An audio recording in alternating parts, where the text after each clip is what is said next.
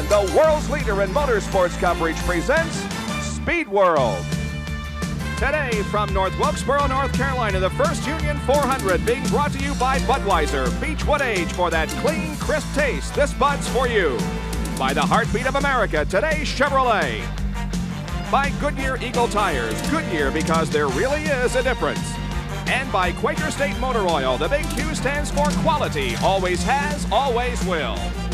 It's a beautiful day in the brushy mountains of North Carolina. The temperature is 66 degrees, the sun is shining brightly, and there's no chance of rain this afternoon. Good afternoon, everyone. I'm Bob Jenkins, and welcome to North Wilkesboro, North Carolina. In qualifying, we had tremendous speeds turn in. Half the field broke the previous track record. It's a very tight racetrack, only 5/8 of a mile in length, and as we indicated, Junior Johnson's record here is unparalleled. As a car owner since 1961, 17 wins. With me is two-time Winston Cup champion Ned Jarrett. And Ned, because of the tightness of the track, might we see less passing than normal? It's awfully tough to pass on this racetrack. I think we'll see a good bit of passing, but a driver has to set the one up in front of him to make a pass. He can set him up going into the turn and then try to make the pass coming off the turn. We normally see more passing coming off a turn 2 than anywhere else on the racetrack. It's basically a one-groove racetrack. However, as the afternoon goes on, we will see the groove move up to the high side of the racetrack, but it always creates a lot of action because sometimes to make a pass, you got to give a little nudge to the fellow in front of you.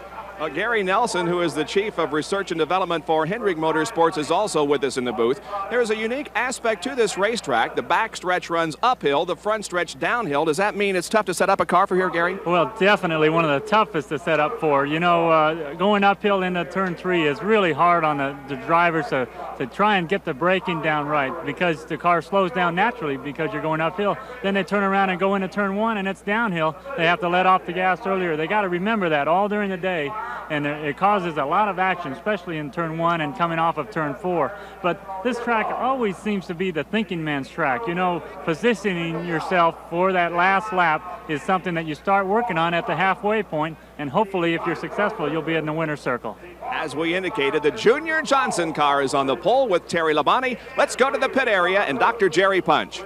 Well, Bob, there are two legends here in Wilkes County. They are Junior and Flossie Johnson. Now, Flossie is Junior's wife, and she's legendary for her cooking, most particularly those powder biscuits that everyone likes so much, including Junior. Just take a look at him. He really enjoys them. And Junior Johnson, of course, for his race cars, like this Budweiser Chevrolet that Terry Labonte has put on the pole. It was this very same car that Labonte put on the pole and won with here back in September. You know, it's a matter of pride for Junior Johnson. His cars should start up front, and they should finish up front here at his home track in Wilkes County. But the man who had a lot of pride last week and won his very first short track event ever in this race car was Bill Elliott at Bristol, Tennessee. Elliott now has been so awful on the short tracks where he's been so awesome on the super speedways. He has momentum. Big Mo, they call him. So will it be Big Mo today for Bill Elliott, or will it be good old Mountain Magic here in the Budweiser Chevrolet for Terry Labonte and Junior Johnson? We'll have to wait and see. But for more on some of the day's favorites, let's go further back in the pack and Dick Berggren. Dick?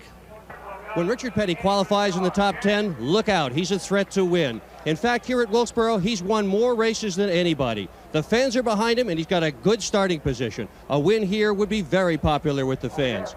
But the guy he's talking to, Mark Martin, is also hot. 2 weeks ago at ESPN, you saw him finish 6th at Darlington. Last week, you watched him finish 2nd at Bristol. He has a new car, a fired-up young team, and they're very excited about their chances today. They will be a factor. Today may be the first for Mark Martin, and that's the tall and the short of it. And now to my friend Larry Nuber in Pit Central. Well, thanks, Dick. All year long, we have been accentuating the new young Turks of Winston Cup racing, people who have never won a race prior to this season. But, however, here are the top 10 qualifiers of this week. You can see all the previous race winners, and here are the non-race winners. We also talked last week about how close the entire field was. Well, it's even more dramatic here at North Wilkesboro. It's just down to about a half a second among the fastest and the slowest qualifiers. That works out to about a car length and a half separating the entire field per lap here at North Wilkesboro. Thank you, Larry. From front to back, a stellar field of Winston Cup drivers are ready to start. The first Union Bank 400, the engines have just been started, and we'll be back to introduce to you the starting lineup right after these messages.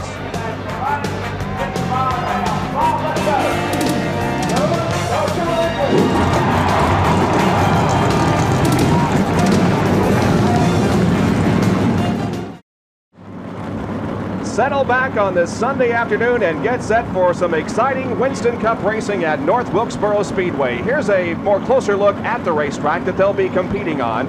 It is 0.625 miles in length. It's a relatively flat track, the banking only 6 to 9 degrees. The track is 50 feet wide.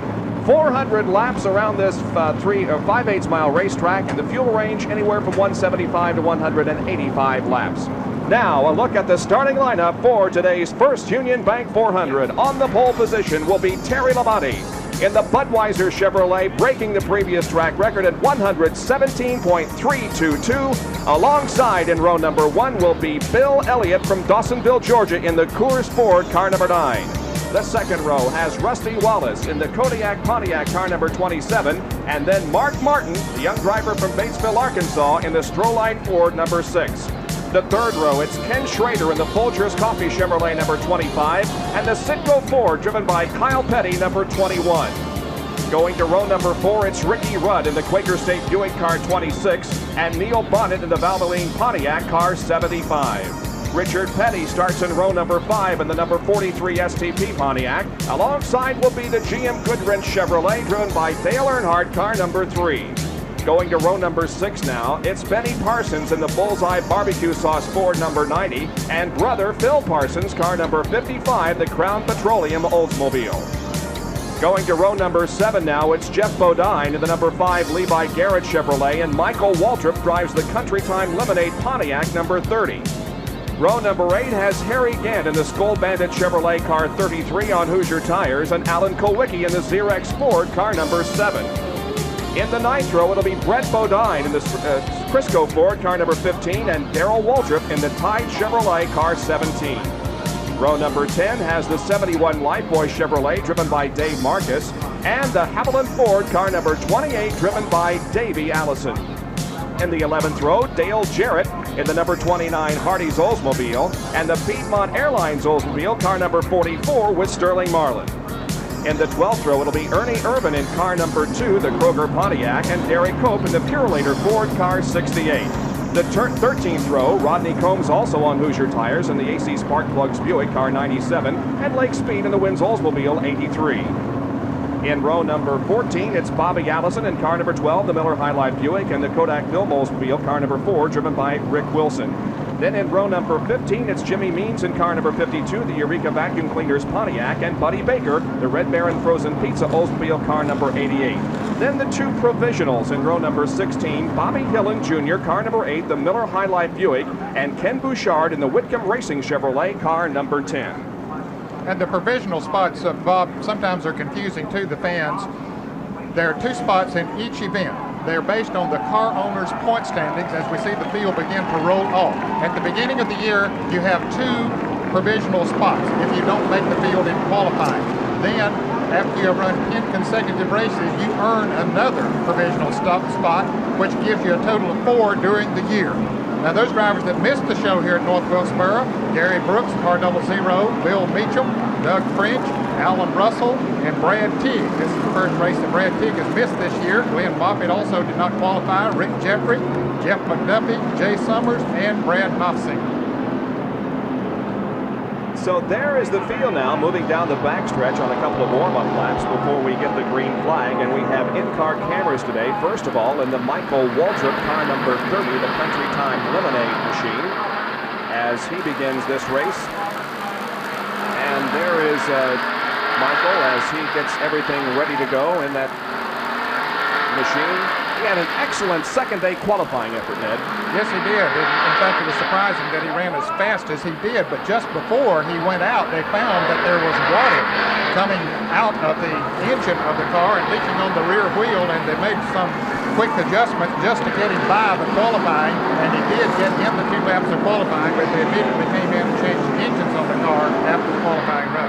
He'll start in 14th position, and the Hardee's Oldsmobile also carries one of our in-car cameras. Dale Jarrett will start in 21st position. Dale had himself a little bit of a problem in qualifying as well. That was on Friday. He spun out on his second lap, hit an oil slick over in turn 3, and most of the drivers were qualifying a little faster on their second lap. He thought he had a good shot at getting up maybe in the top 10 or 12 positions, but as a result of the spin out, he's back to 21st. You can see all these drivers are warming up their brakes. Very important for that first time into the first turn. You know, the whole pack has to have their brakes up to temperature. If one guy doesn't, his brakes aren't going to work as well. You can see Dale Earnhardt speeding up a little bit, then slowing down, getting the heat into the brakes, also a little bit in the tires, but more so for the braking. And that is to keep it from pulling one way or the other when you put the brakes on. You want them seated in, heated up evenly. Rusty Wallace had a bad crash at Charlotte a week earlier last week. We'll try to talk to him on the radio here before the green flag. Rusty, this is Bob Jenkins. You read me? Yeah, Bob, go ahead. Rusty, you got a great starting position. Are you as optimistic as you can be in a race before a race? Yeah, sure am, Bob. The car's handling good, and I'm excited about it. We need to get a win here pretty quick in the Blue Max team, and we've put everything in behind it, and it's looking good for today. Best of luck. We'll let you go racing. Okay, thank you. That race at Charlotte, or then that accident at Charlotte, came last week and really destroyed the car. Rusty was not injured except for a sore wrist, and he is ready to go and has big hopes before this race begins. He's certainly one of the hardest chargers on the circuit now, and a very hungry driver. Hasn't won yet this year. He's won 2 races a year for the past 2 years, and he's ready to get back in victory lane. All right, the pace car swings off this racetrack. The crowd rises and cheers as the field comes down, led by Terry Lamonti. He stands on the accelerator, the green waves, and we are underway.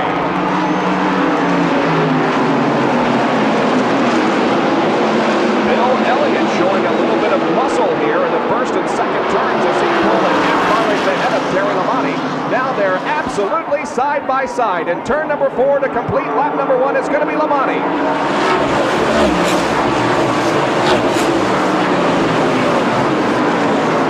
But Lamonti had only about a fender advantage on Bill Elliott as they crossed the stripe for the very first time. Well, we understand that Dale Earnhardt might have jumped the flag, and he could be black flagged here. We'll watch that as he comes around and see. He started in the 10th position, and he indeed is being given the black flag. That's a tough penalty here this early in the race. Well, it sure is. To get a penalty just as the green flag drops means that Dale Earnhardt has got his work cut out for him in this 400-lap race. Well, NASCAR requires that you stay in line till you get to the start-finish line on the start of the race. They only give you the yellow flags out now. Earnhardt may get a break here on that black flag, but he will have to start dead last on the restart. You have to be in line when you cross the start-finish line. Lake Speed has had a problem. Several cars got together as they came off at turn 4 as we were watching Dale Earnhardt and Lake Speed, who won at Darlington a few weeks ago in the Wins Kmart Oldsmobile number 83, has a bad problem with the left front of that car. Rick Wilson, I believe, was also involved, but he's back in line over there. But this will definitely help Dale Earnhardt. He'll get to take the penalty under the caution. Here he comes down pit road now. Let's go to Jerry Punch in the pits. Well, Dale Earnhardt making his way down pit road. They will have a stop-and-go penalty. So while he's here, they're going to go ahead and put a little fuel in the car. Earnhardt now looking at the NASCAR officials. The fuel can goes in by Barney Boyd. They will wait for the field to pass by and review. Earnhardt now talking to Carl and Richard Childers. Richard not real happy about what they're doing, but as the rules, when you jump the start, you got to come in and sit here for a while. So Earnhardt, the defending champion of the first Union 400, will get back to the rear of the field when they go back to green. Earnhardt now pulling off pit road.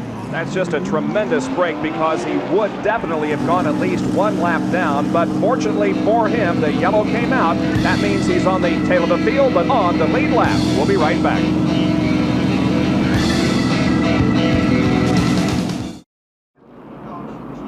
Caution flag is still out here in North Wilkesboro. We'll be going back to racing in 1 more lap now. The reason for the yellow, a couple of cars got together, including Lake Speed in car number 83 and Rick Wilson in car number 4. Lake is still in the pit area and is losing laps, but Rick Wilson, I believe, is still on the lead lap. Now, several drivers have come in to change from Hoosiers, on which they began, from Goodyear tires to Hoosiers, including Buddy Baker, Bobby Dillon Jr., and Ken Bouchard. And Ken Bouchard lost a lap in the pits, Bob. They had a problem with the right rear. In fact, they let the jack down too quick and had to come back around that side. The green flag waves again. Bill Elliott is the leader of the race with Terry Lamonti running second. Rusty Wallace is third, followed by Ken Schrader, Ricky Rudd, Richard Petty, Kyle Petty, Mark Martin, Neil Bonnet, and Benny Parsons.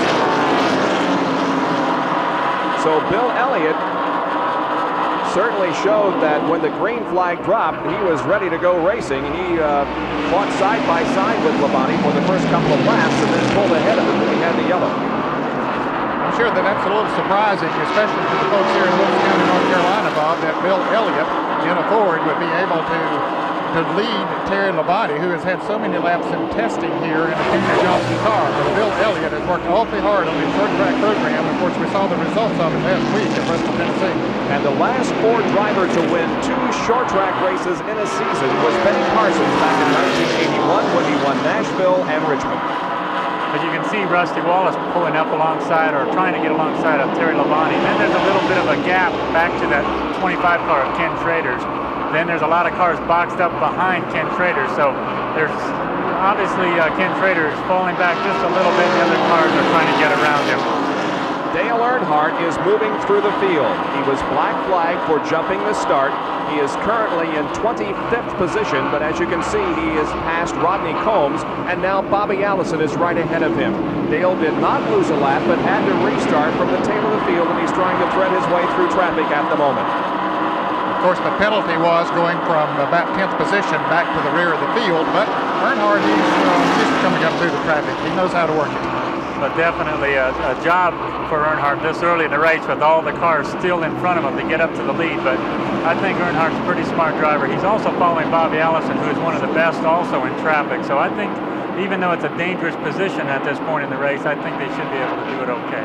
Rusty Wallace is giving Terry Labonte all he can handle for second position as Rusty has tried to move to the inside and outside. Now he looks inside of Terry Labonte as they go through corner number 2 and down the backstretch. Let's go to Dick Berger in the pit area.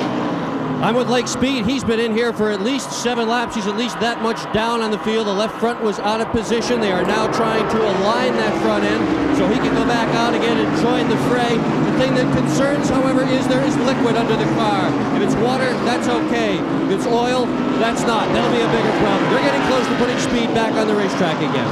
So the Darlington winner still sits in the pit area but has hopes of getting back onto the racetrack and picking up a few more Winston Cup points. The lead is held by Bill Elliott in the number 9 Coors Motorcraft Ford. Then the Chevrolet driven by Terry Labonte and the Pontiac driven by Rusty Wallace.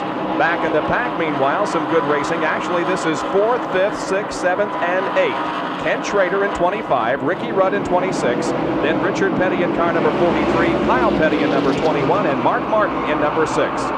With nose to tail in that pack right there, they're all trying to get around Ken Schrader. Looks like Ken, I don't know, he looks like he got just a little bit stronger here. They may be catching Rusty Wallace just slowly. Lake Speed is back on the racetrack. He's positioned there ahead of Ken Schrader between 3rd and 4th.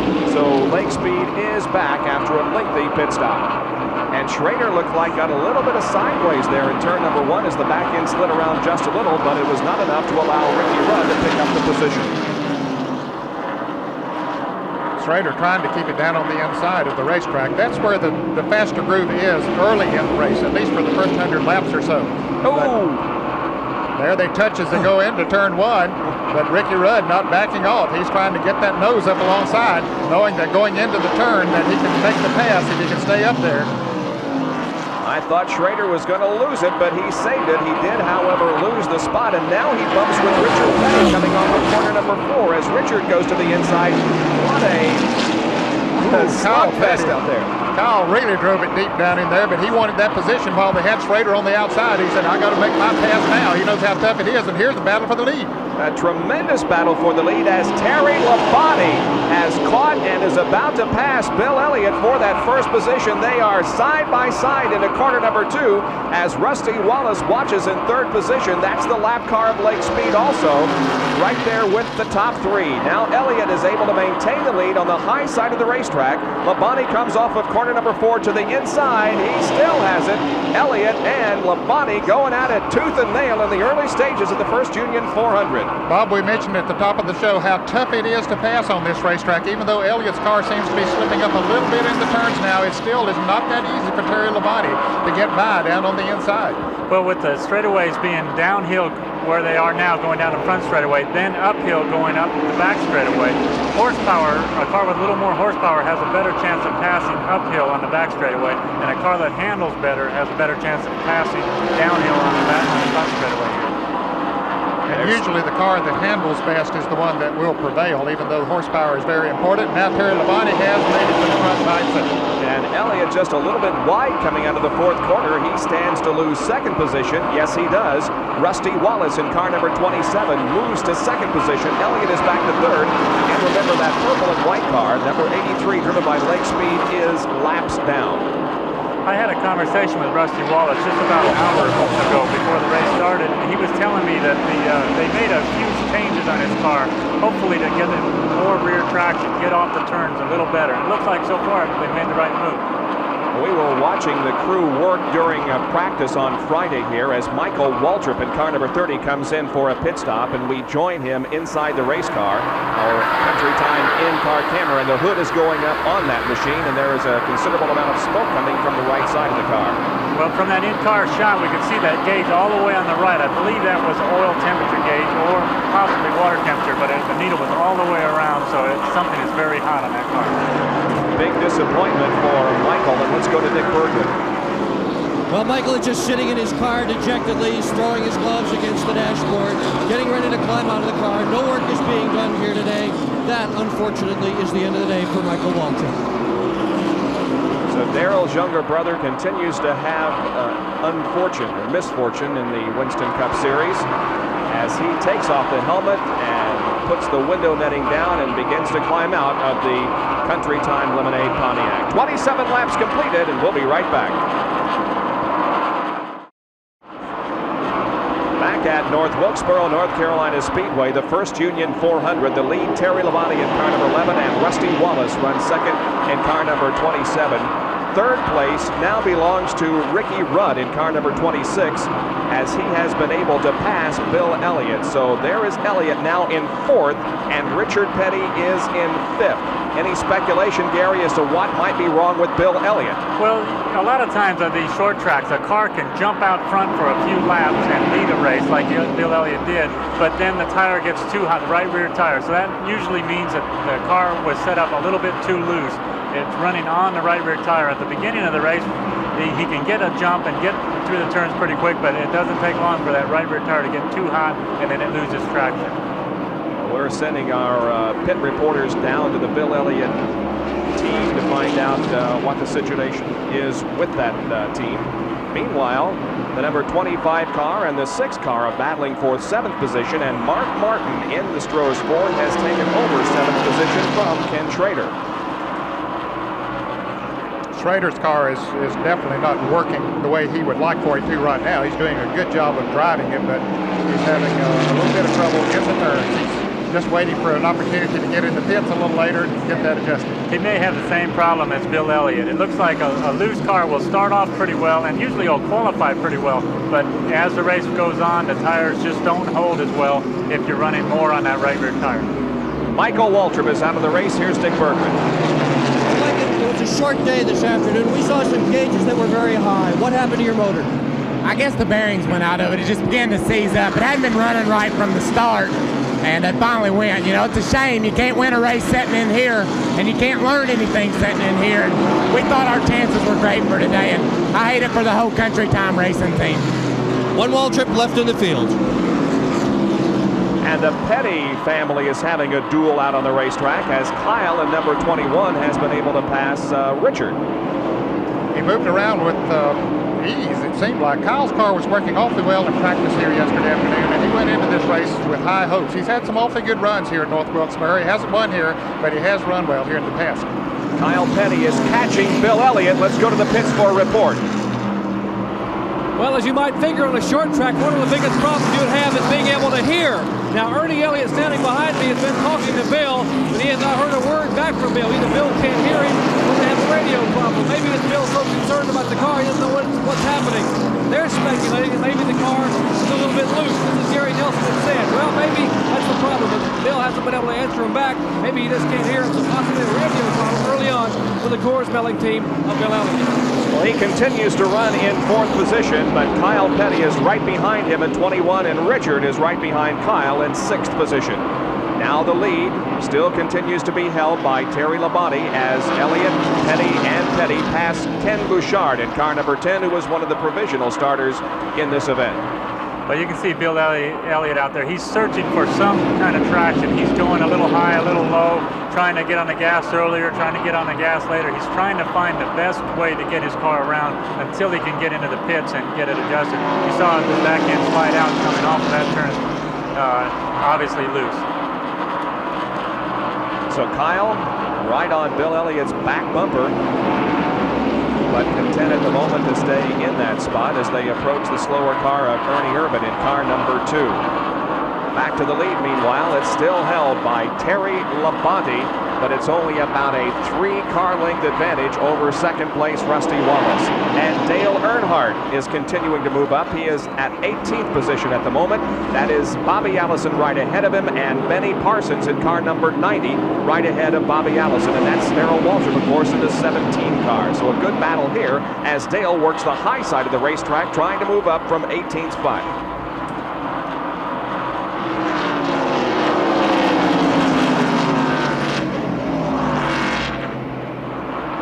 Terry Labonte and Rusty Wallace run 1st and 2nd in the First Union 400 with 43 laps to go. We'll be back with more of our live coverage in just a moment. The First Union 400 Winston Cup race from North Wilkesboro, North Carolina, live here on ESPN. Terry Labonte in car number 11 has the lead. In 2nd position is Rusty Wallace, and in 3rd is the number 26 car driven by Ricky Rudd. 4th is Bill Elliott, 5th is Kyle Petty, and 6th is Richard Petty. Back in 16th position now is the number 3 car driven by Dale Earnhardt. Again, he was black flagged at the beginning of the race, but did not lose a lap. Has moved up from 16th to has moved up from the tail of the field to 16th. Now running in 11th position at the moment is the number 44 car of Sterling Marlin, and he has moved up well. Yes, he has. He started in 20th position, and he has just picked them off one at a time. He is definitely one of the faster cars on the racetrack, even though he is coming through traffic. You know, it's not necessarily where you start here at Wilkesboro. It's how smart you drive, how you can position yourself. Even probably now they're thinking about how to get to the front of the pack and stay there, because at pit stops will shuffle things around, but you work on the handling and you work on your track position really almost from the beginning of these races. There are still 24 cars on the lead lap, and the 17 car of Darrell Waltrip and Benny Parsons have been going at it, and there is Dave Marcus in 71. Yeah, Darrell seems to be having a little bit of a problem. Just a lap ago, he was battling Benny Parsons. Benny got around him, and we see Brett Bodine, Dave Marcus, and now Harry Gant moves around him, so Darrell's car is certainly not working as well as he would like for it to at this point of the race. Back to the lead once again, it's Terry Labonte, and his second place now belongs to Ricky Rudd, as Rudd has been able to pass Rusty Wallace. The number 88 car is being passed by Rudd now on the inside. That, of course, is Buddy Baker in car number 88, but Ricky Rudd is in 2nd and Rusty Wallace 3rd. To pit central we go. Here's Larry. Well, Gary and Ed, I think it's appropriate to talk about how different this place is from where we've been the last 2 weeks. Those racetracks were a matter of survival, but here at North Wilkesboro, it's very likely we will have extremely long periods of green flags like we're in right now. That really favors the veteran teams. They are the teams that can make that accurate prediction as to how the car is going to perform 70, 80, even as many as 100 laps down the line. So the teams that have been together the longest are at a tremendous advantage in setting up for North Wilkesboro. Last year, the average percentage of the finishing cars that started this race were 80. 80% of the cars that started the race finished. And on the racetrack, it is Mark Martin and Alan Kowicki battling for position. That, of course, is Richard Petty in car number 43, and that is 5th, 6th, and 7th. Boy, a lot of action here. They're just racing all the way around this track already early in the race.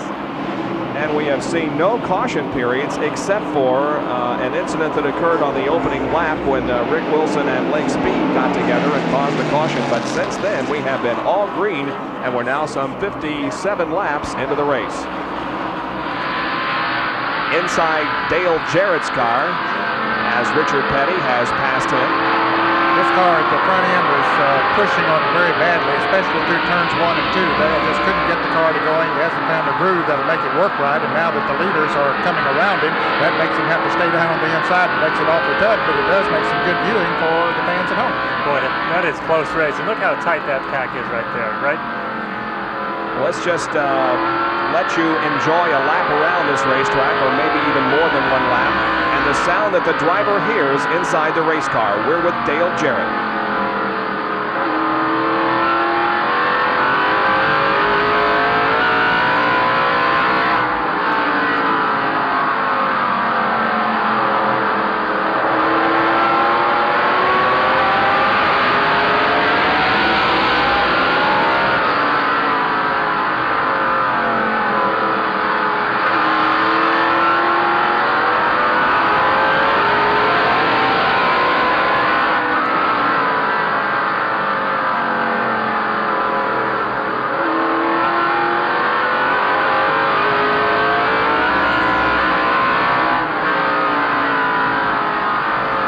Takes a driver about 17 or 18 seconds to move around this 5/8 mile racetrack, and they do so for 400 laps.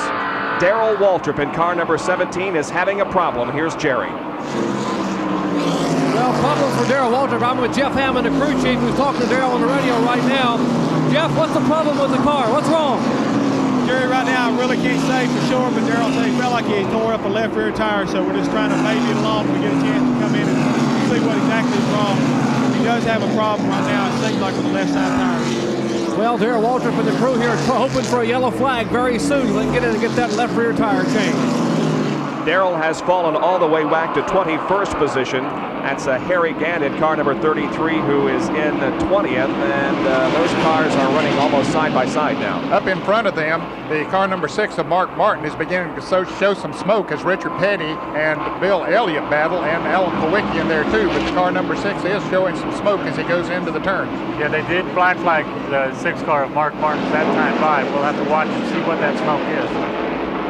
But a good battle there as Richard Petty finally gets around Bill Elliott. Now Alan Kowicki trying to move down on the inside, and he makes the move. Well, Elliott's car is obviously just not working, and it's apparently a handling problem that is plaguing the number 9 car. The 6 car comes in with Mark Martin, and we'll see what work they do on that machine. They're checking the tires all the way around, and apparently they're going to change the tires on the left side of the race car. They're checking the rear end. I believe that there's trouble down in turn 1. We have Bobby Hillen Jr. and Ken Bouchard spinning together, but both stay running, and the caution flag does come out.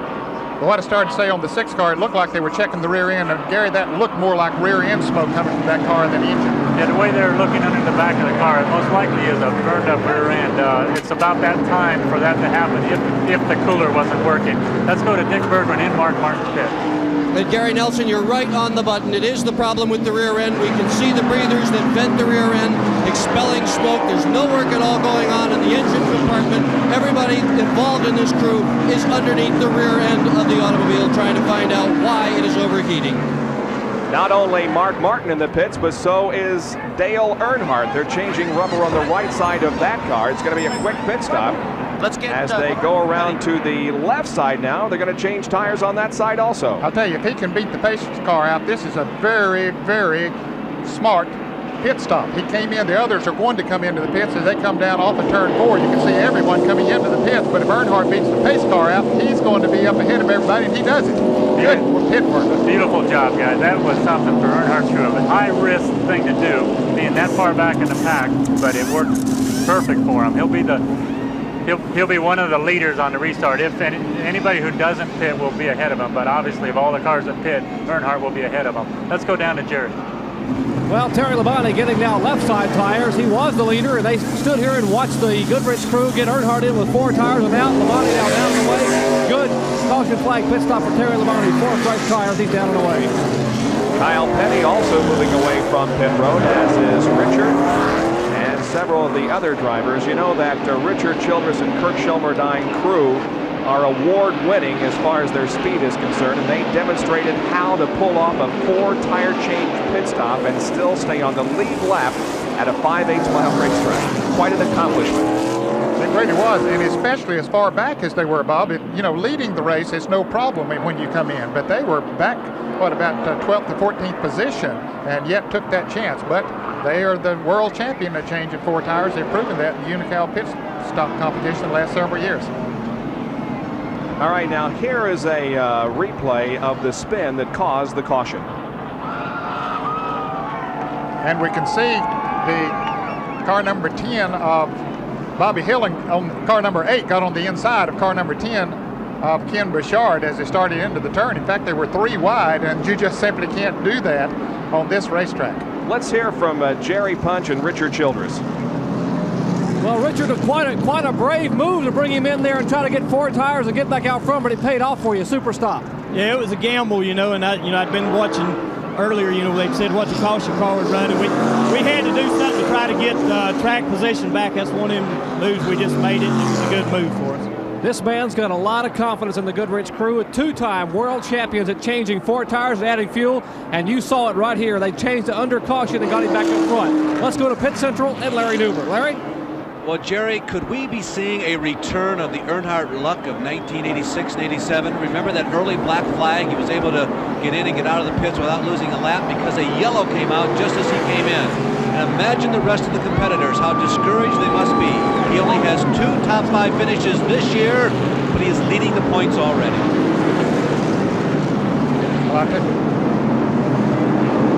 So Dale Earnhardt is shown as the leader of the race, with Terry Labonte now second and Rusty Wallace in 3rd position. 70 laps out of 400 completed at North Wilkesboro. Well, no caution has come out, but Ken Schrader spun coming off of corner number 2. There was a tremendous box of cars over there. They were running 3 deep, and you just know that somebody had to spin, and it turned out to be Ken Schrader. And you can see as they went into that turn, there were about a dozen cars all trying to get in the same position, and Schrader does get completely sideways. He doesn't go all the way around. Bodine got hit in the thing, but he straightens the car up. So. Well, you can see Darrell Waltrip, Jeff Bodine getting pinched in between there. Bobby Allison involved. Jeff's wheel actually ran over Bobby's right front wheel, sending his car into the air a little bit. So the 3 Hendrick Motorsports cars all seemed to bump together right at that point. But they were able to keep going and no caution. And so Dale Earnhardt is the leader. And here's the battle for second between Terry Labonte and Rusty Wallace. Now back out on the racetrack is the number 6 car right there on your screen. That is Mark Martin.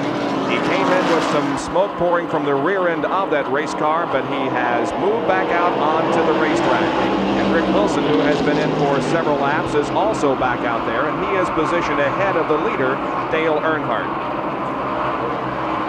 There are 20 cars in the lead lap at this point, Bob, and the last car on the lead lap is the car number 25 of Kenny Schrader, who we saw sideways there a moment ago, but he did get it back on the track and stayed in the lead lap. Let's go to Larry Newber in Pit Central, who can summarize the most recent round of pit stops. Well, Bob, I think this is probably the most redundant screen we've ever showed you, because we showed it to you live on your screen a few moments ago when Dale Earnhardt came in.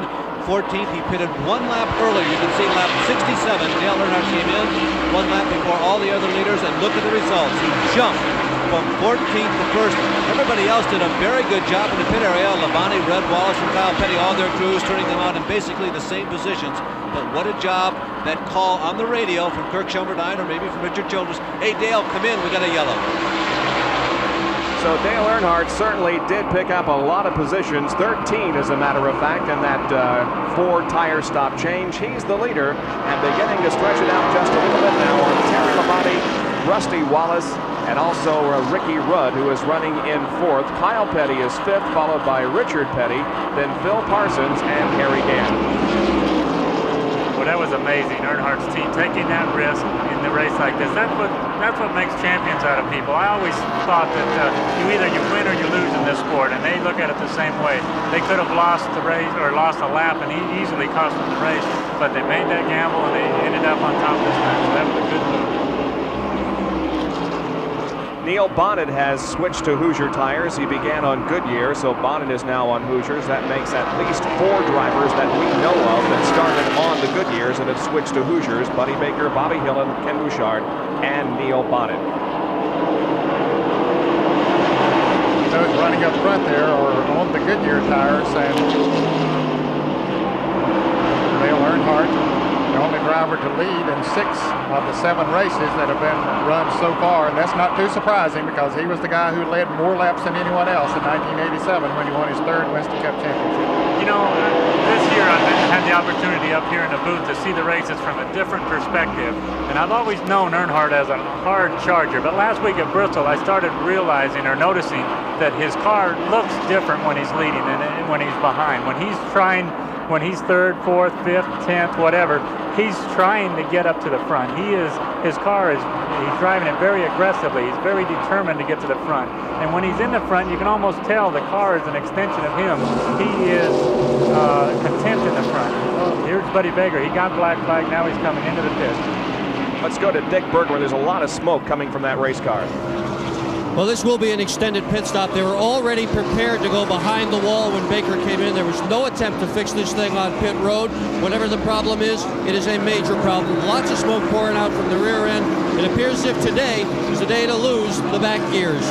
It usually is the case on a short track. Martinsville, Virginia, I think, Gary, is the worst place as far as gearing is concerned because you run a lower gear ratio there, which means that the ring gear and pinion turns more RPM and really puts a lot of heat back there. So this is the second one we've seen already here today, and that's apparently the problem with Buddy Baker. Well, you're right, Ned, with the low gearing that they run on these tracks, not only does the gear have to take all the power from the engine and put it to the rear wheels, but also when they let off the gas, the rear end never gets a chance to cool off on a short track, and there's some big coolers in the car. There's a lot of things we do to make the rear end run cooler, but in a case where it goes out early like that, it's usually a cooler problem or a pump that isn't pumping the oil through the cooler. I mentioned at the top of the show that the racetrack gets very slick during the afternoon. That's one thing that helps to make it get slick. Nothing will make it slicker than rear end grease leaking on the racetrack, rear end or transmission grease. Okay, here we go with Ken Schrader and Darrell Waltrip. They both bumped earlier, but Schrader has already gone up from the time he lost in that spin past Darrell. So Schrader has recovered pretty well from the spin. Darrell seems to still be backing up, but like you were saying, Ned, when the rear end gets hot, the oil seal goes out first. That's when it starts smoking. As soon as that oil seal melts, the oil will run out on the racetrack, and that sure makes it slick. Dale Earnhardt is leading the First Union 400 with 80 laps, make that 90 laps completed. And in second position is Terry Labonte, then Rusty Wallace and Ricky Rudd. We'll be back with more right after this. Back at North Wilkesboro, North Carolina Speedway, where the Chevrolet of Dale Earnhardt leads so far this year in 5 races. 5 cars have won. They've had 6 races. Buick won Daytona, Pontiac won Richmond, Chevrolet Atlanta, Oldsmobile at Darlington, and Ford at Bristol. Good battle here between Harry Gant and Sterling Marlin. Marlin driving the Piedmont Oldsmobile, Harry Gant driving the Skull Bandit Chevrolet. Trying to move on the inside, and he gets a little more up the side of him each lap as he goes around, but Marlin with some strength on the straightaway maintains the position. Boy, look how close they came. They just almost touched, but Gant knows exactly where that right front is on the car.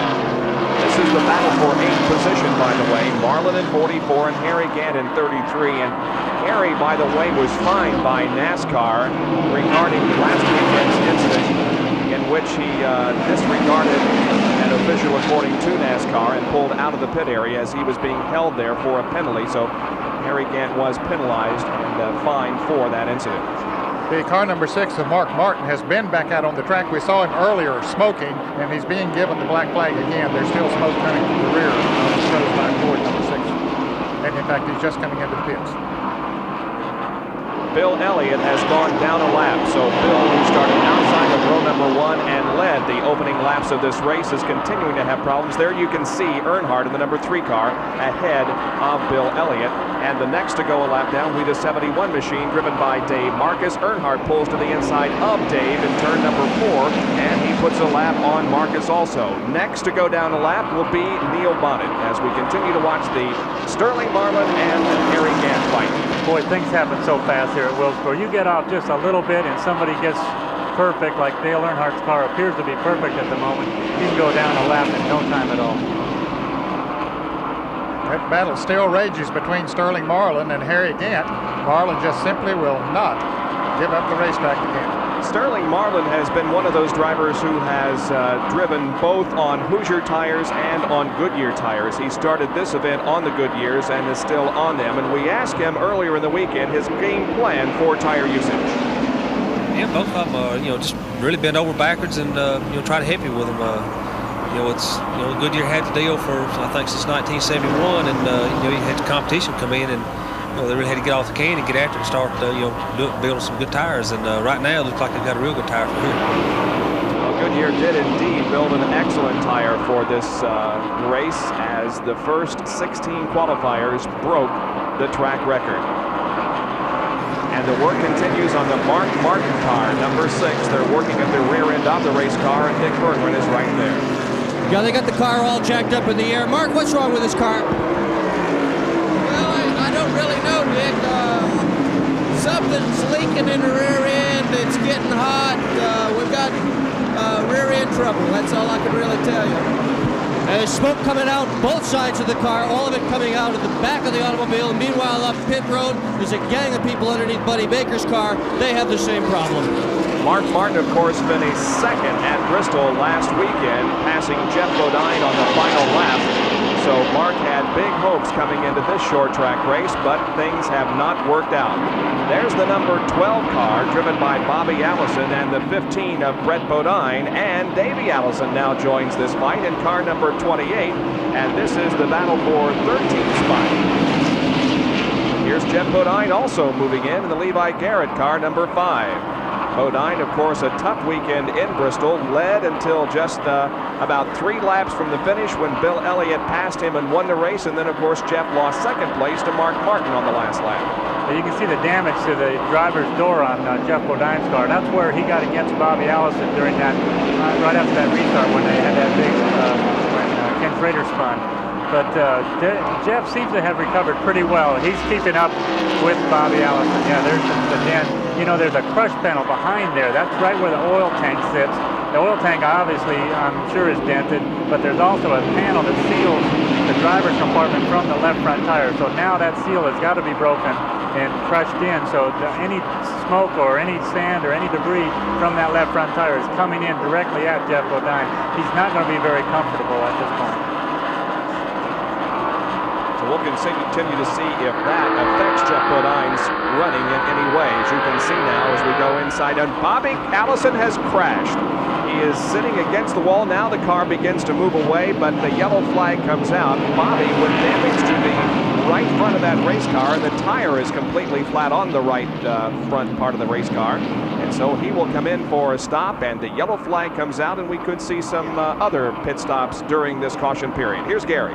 Yeah, Bobby's right front tire is definitely flat from hitting the wall. You can see the sparks coming out from under the back of the car. That's the right front control arm dragging on the racetrack. The arm that works the front stabilizer bar is dragging him. If he drags too far, it'll wear it in two. Then he'll have some major problem. Here's the leaders all in the pits. Earnhardt first. Let's go to Jerry in Earnhardt's pit.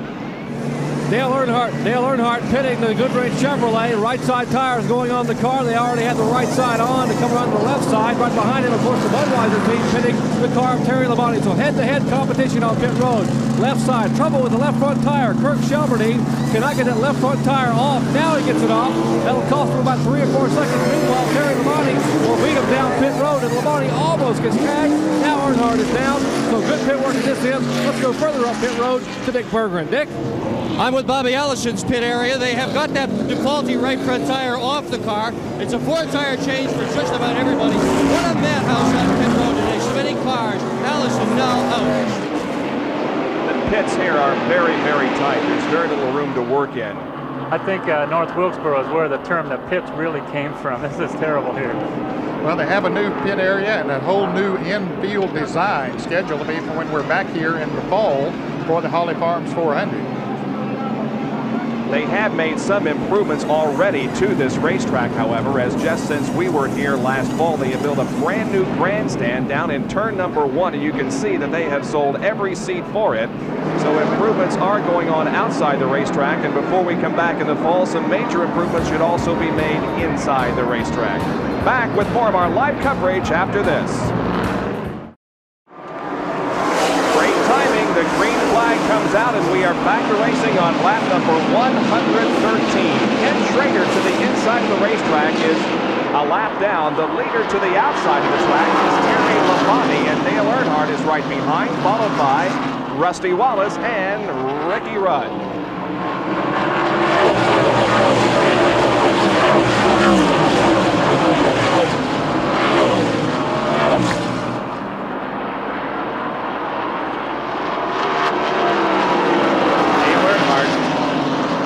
The lead because of a small problem encountered in the pit area on that stop as they had trouble getting on and off one of the front tires, but he didn't lose very much as he is right there behind Terry Labonte, and Rusty Wallace is still running a good race in third. So what that was in Dale Earnhardt's pit, the lug nuts that hold the wheel on are threaded, and as they unscrew them, sometimes the lug nut will stay there and the tire changer will think that it's all the way off. Obviously, Kurt Chilmerdine, changing that left front tire, had to pick up his gun and take off one last lug nut that wasn't quite all the way off. That cost him a couple seconds, cost him moving from first to second position.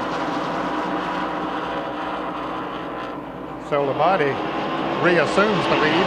He was really losing a little bit of ground to Earnhardt during that green flag run before the caution came out, but now he seems to be able to move away a little bit. Earnhardt's car doesn't seem to be working quite as well as it did just before the caution came out. And sometimes the power stagger is a little bit different, something that can make a big difference in how the car handles. Well, let's go to Larry in pit central, who can summarize this most recent round of pit stops. And Larry, really the positions didn't change very much, did they?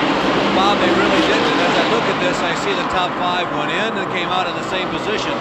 And almost the names shouldn't say Earnhardt, Labonte, Wallace, Rudd, Kyle Petty. They should say Chilmerdine, Tim Brewer, Barry Dodson, Larry McReynolds, and Glenn and Leonard Wood. Those are the people that did all the work on lap 109, and they should get the credit for it.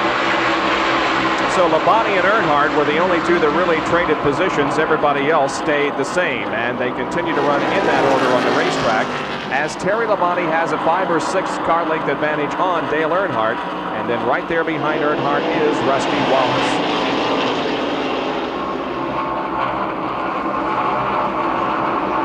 Rusty is really working on Earnhardt right now. His car is handling well. If there is any indication in the last practice session on Saturday evening before they go racing, it would indicate that Rusty Wallace perhaps does have the faster car because he was fastest in that practice period. Well, Buddy Baker's car's been in the garage yard for a while. They've been changing the rear end gear. That is such a hot job. What causes the gear to go out is the oil wasn't circulating through the cooler. So that means that it really heated up. Those poor guys are down there. The temperatures are way over 300 degrees. You can see that man leaning over. He's got the new gear ready to put in, but they're still trying to get the old one out. Let's go to Dick Bergman in the pits. Well, Gary, Saturday night short track racers who really wish they had just one new tire to start the feature with could really appreciate this. This is the tire inventory Bobby Hillen's team has got set up for the race this afternoon. 12 sets of new tires, 7 sets of Hoosiers, 5 sets of Goodyears. This for a provisional starter. He wasn't fast enough to make the field on the speed itself. Well, they got a lot to choose from down there. At the moment, Bobby Hillen Jr. is mired back in the traffic and is not on the lead lap. Meanwhile, we do have a good battle. Look at this gaggle of cars coming off corner number 4 and onto the straightaway. Included in the group, Jeff Bodine, Sterling Marlin, Lake Speed, Brett Bodine, also Neil Bonnet, Ken Schrader heading it as they go down the backstretch. And there is Bobby Hillen right beside and in front of Ken Schrader. And a car that continues to impress me, Bob, is Sterling Marlin in car number 44. He started back, as we mentioned earlier, in the 20th position. He had worked his way up to 11th before the first caution came out, and he has continued to run well. The car looks like it's handling well for him. Jake Elder, the celebrated crew chief on that car, knows how to set a race car up and handle well on a track like this. It's beginning to get very slick, so we'll keep our eye on him as the afternoon goes on. Sterling Marlin is another one of those drivers very hungry for a win. Well, Jeff Bodine and Ken Schrader have found themselves in heavy traffic all day. So far, you know, they're really racing each other all along. So let's see how they go here. Now, Gary, in Formula One, you normally have a number 1 driver and a number 2 driver, and there's a lot of conversation that goes on between the team manager and the drivers. Is that the case in the Hendrick instance? No, the Hendrick Motorsports really have set up, Rick Hendrick has set it up where there's 3 different teams. Myself being an R&D team as maybe a half a team, so let's call it 3.5 teams. But Jeff Bodine, Ken Strader, and Darrell Waltrip all are out there racing to win. Now, they won't do anything to hurt the other guy, but they won't help them either if it hurts them. So each guy is out for each position they can get on the racetrack. They may crowd one of the other competitors, but they won't crowd each other. That's about the only break you can expect to get. Well, as you indicated, Ned, a few seconds ago, Sterling Marlin there in car number 44 is hungry for victory. He has a tremendous record this season and is second in points. Of course, Dale Earnhardt is the leader in points, but Sterling Marlin, because of consistency this year, is second in the Winston Cup battle. Now the lead continues to be held by Terry Labonte.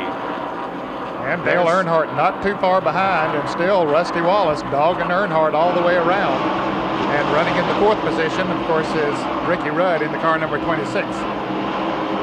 Okay, you know, one of the things we've been talking about on these short tracks as we see Dale Earnhardt and Rusty Wallace racing is the rear end gears. They're still working on Buddy Baker's car. That's such a hot job. You know, the rear end is the middle, almost the back of the car where all the heat is. Let's go to Larry Newber with the cutaway car and see if he can show us a little better what they're trying to do. Well, Gary, if there was a backseat driver in a Winston Cup stock car, we'll use our Hardee's car here to show us that rear end cooler you're talking about. It's actually in 2 pieces. Here's the pump right here, which drives the mechanism, keeps the oil circulating. And that larger silver box down there is basically a radiator. And it's not possible to tell, of course, unless we're right down in Buddy Baker's pit, which one of these apparatus actually broke down. But chances are, if it was a moving part, it might have been in this pump. What do you think, Gary? Yeah, most likely, Larry, that is an electric-driven pump there with the steel braided lines that transfer the fluid from the rear end to the cooler. The air blows through the cooler, cools the oil off, sends it back to the rear end. If anything in that system, the pump, the cooler, a line gets pinched, anything like that happens, the rear end goes out real quick. Terry Labonte, originally from Corpus Christi, Texas, leads his first Union Bank 400 after 133 laps. Running in 2nd position is Dale Earnhardt. 3rd is Rusty Wallace. 4th position belongs to Ricky Rudd. And in 5th is Kyle Petty. Bob Jenkins, Ned Jarrett, Gary Nelson, Dick Bergman, Jerry Punch, and Larry Newber back at North Wilkesboro, North Carolina Speedway for the first Union 400, being led by Terry Labonte. 6 winners have come from the pole position, and of course Terry was the pole sitter at the beginning of this race. We have had 7 lead changes among 4 drivers, the 4 that have led. Elliott, Neil Bonnet led a lap under caution. Dale Earnhardt has led, and now of course Terry Labonte. Well, of the last 199 Winston Cup races, Bob, dating back to 1981, the winner has come from the top 10 80% of the time. So that's how important it is to start up near the front of the pack. Well, you can see Terry Labonte, Dale Earnhardt, and Rusty Wallace all running pretty close together. But that pack of cars just ahead of them, that's Bobby Allison, Davey Allison, Benny Parsons, and Rodney Combs, Dale Jarrett. They're all running real well, but the leader is that much faster. He's going to be lapping them very soon. There are 14 cars on the lead lap. Last car on the lead lap would be the number 90 car driven by Benny Parsons, and he's about a full straightaway ahead of the leader, Labonte. Here comes Terry off of corner number 4. There's 2nd and 3rd right there behind him. This is the time you worry about the most as a crew chief in the pits. If your car is leading, if you were Tim Brewer, Terry Labonte's crew chief, you know these guys don't want to be lapped. You know they're hoping for a caution to save them going a lap down this early, especially in the race. Bobby Allison, Rodney Combs, Dale Jarrett are all trying the best they can. They're running as hard as they can to try and stay in the lead lap. You know, it's inevitable that the leader is going to pass them if there's no caution. He's that much quicker. Look how close Labonte goes by Dale Jarrett there. But as a crew chief, you know that these guys are trying so hard that there's a high risk, a big chance that one of them could spin right in front of your car. We saw that earlier with that spin in turn 1, and now there's a good likelihood of that happening again. Well, we can see Dale Earnhardt move up on the outside of Dale Jarrett now. Earnhardt, of course, running in second position, and he gets very quickly back to the low side of the racetrack. You saw Labonte do it as soon as he passed. Here's Rusty Wallace going by on the outside, and he too will move right back down on the inside just as quick as he can get the car back down there. That's the quick way around. Yeah, they've worked their way inside of Bobby Allison also, so he's really coming back towards Dale. Yeah, Bobby's car is not working as well as it was before he got into the wall. Evidently pushing out a little bit in the turns, it seems to be. So Terry Labonte leads the race. And this 5/8 mile racetrack, as it has in the past, has always indicated a lot of good, hard racing. And Terry Labonte talked with us about that earlier in the weekend. Here's what he had to say. On this racetrack here at Wilkesboro, you can race. It's a good track to race on. You got plenty of room to pass people. It's not a deal like some of the tracks we go to where you just got to wait till somebody makes a mistake. You can really do some racing here. And he has done some racing and may have some racing on his hands here in just a moment, as Dale Earnhardt is now right up on his back bumper and breathing down his neck. When Earnhardt first came out of the pits, Labonte was able to pull away to about an 8 or 10 car length lead. Looked like Earnhardt's car might have been a little bit too tight, pushing a little bit in the turns, but now as they run on, the tires have heated up a little bit, the traction begins to come to him. Now, Ned, we talked in the very opening of the program about how difficult it is to pass. Perhaps right now we can get a perfect example of how difficult it is and how Dale Earnhardt is thinking right now that he might be able to get around. Well, he's watched every move that Terry Labonte has made. Or if he has a weak spot on the racetrack, he wants to try to pick it out. But Labonte doesn't really have, the way it looks from our vantage point, very many weak spots. And Earnhardt knows it's going to be tough. He might have to nudge him just a little bit.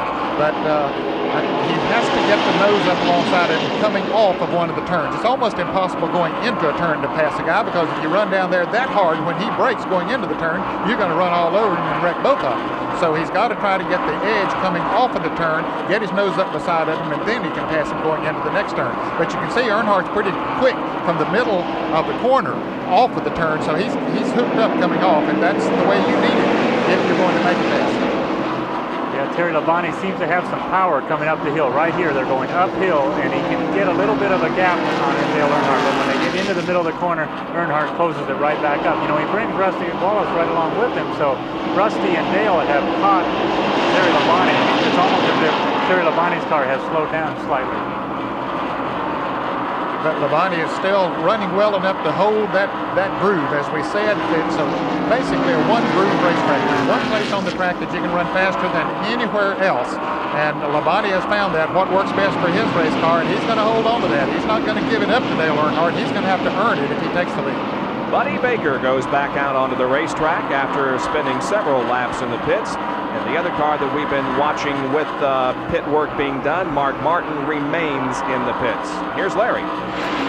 Bob, how about the progress of the key players in the race? We've updated our leaderboard through 1/3 of the contest.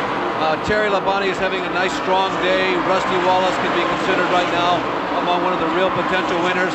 These are the interesting ones down here. Kyle Petty, Ricky Rudd. How about this one? Richard Petty. Earnhardt's numbers are a little misleading, but right in here, maybe the winner's going to come from here. Kyle Petty, Ricky Rudd, Neil Bonnet. Now, one thing that's important about North Wilkesboro, Ned talked about the significance of starting in the top 10.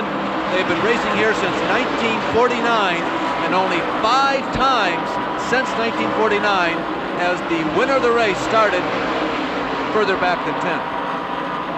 All right, some traffic now ahead of the leader. Jeff Bodine is positioned right ahead of the leader, Terry Labonte, and so Labonte is trying to put a lap on Jeff. And there's going to be quite a bit of traffic that the leaders have to move through here in the next few laps. That's Earnhardt right behind in car number 3, and then Rusty Wallace third in 27, approaching Jeff Bodine. Boy, Jeff's doing all he can, like I was saying earlier. Anytime you're in the lead lap and the leaders start coming up on you, you stand a chance to lose that lap unless a caution comes out. Jeff is doing all he can right now to try and stay in the lead lap, hoping for a caution flag. You know, a lot of times that doesn't happen, and eventually you have to give in and let the leader go by. As we indicated, Junior Johnson has been a winning car owner here at North Wilkesboro. He has 17 wins since 1961. However, he was also victorious as a driver here on this particular racetrack. That's the subject of this week's Winston Cup replay. Winston Cup replays are brought to you by Purolator, the first name in filters. For Pure Oil now and Pure Oil later, it's Purolator. There were rumors that Junior Johnson was going to retire. Few took them seriously, as the legendary driver was only 34. Johnson was in his prime when they started the Wilkes 400.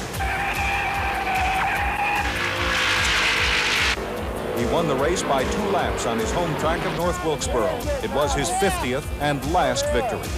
Today, Johnson is still tied for 7th on the all-time win list. Some great racing going on here. We indicated how important the traffic could be, and as the leaders approach this traffic, they change positions. Dale Earnhardt able to pass Terry Labonte and go into the lead.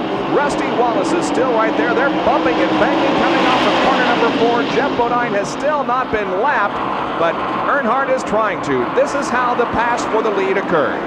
Well, Terry Labonte was trying to move around Jeff Bodine. He put the bumper to him a little bit. Earnhardt seized the opportunity to move down on the inside. Labonte tried to go on the outside, but they got together once again down the front straightaway, and that gave Earnhardt the opening he needed to move into the lead. Yeah, Terry Labonte had a little brush with the wall. He's got a little bit of red paint on his right front tire. Well, I don't think it would cause him any problem. It didn't hit hard, but he did scrape the wall on the front side. Now the leader moves around Gary Cope in car number 68, or at least Terry Labonte does, as Earnhardt, the leader, has already moved around Gary Cope. Boy, Earnhardt, he just sits there waiting for his chance. The car's got a little squirrely zoom. He goes right to the front. It's amazing the way he does that. He takes advantage of every opportunity on the racetrack, and very often it pays off for him. 162 laps have been completed in the first Union 400 at North Wilkesboro, North Carolina Speedway. We'll be right back. First Union 400 Winston Cup Stock Car race from North Wilkesboro on this Sunday afternoon, as Dale Earnhardt is the leader with Terry Labonte running in second position. You can see those two lapping some of the slower cars right now. That's Earnhardt that just passed Lake Speed, and here comes Terry Labonte, who has just put a lap on Dave Marcus. Leader once again approaching some slower traffic. There's 2 abreast racing ahead of him as Ken Schrader in the number 25 car is alongside Attorney Irvin in car number 2. You know, NASCAR waves the move-over flag to these slower cars as the leader approaches, but it's the same thing. They don't want to go down that lap. They'll give a little bit of room, but they won't give away the whole racetrack unless it's somebody who knows that he is beat and might as well be a gentleman and give the leader a break. But somebody who is a competitor in the race who just may have a bad set of tires, he's not going to want to give up that lap very easily. Here is 4th, 5th, and 6th, Ricky Rudd. Kyle Petty in car number 21, who's running a good race, and so is Phil Parsons, the number 55 machine. He started 12th and is currently right up in there among the leaders, 6th as a matter of fact, as Alan Kowicki slows down here on the main straightaway. He may have a problem with that car. Alan was running in 9th position, and there he is very slow on the racetrack through turn number 2, and I'm not sure that car is going to make it around to the pit area on the front stretch. I don't think it will, Bob, because he's starting uphill now on the backstretch, and he has very little momentum. I don't see how he can make it back in, because it looks like the engine has dies. We should see a caution come out. Indeed, we do. The caution is coming out right now. Yeah, the caution is out. There is a gate on the backstretch. NASCAR tells them to try and get to that gate. He's not far at all from the gate, but I think he just didn't have any power at all.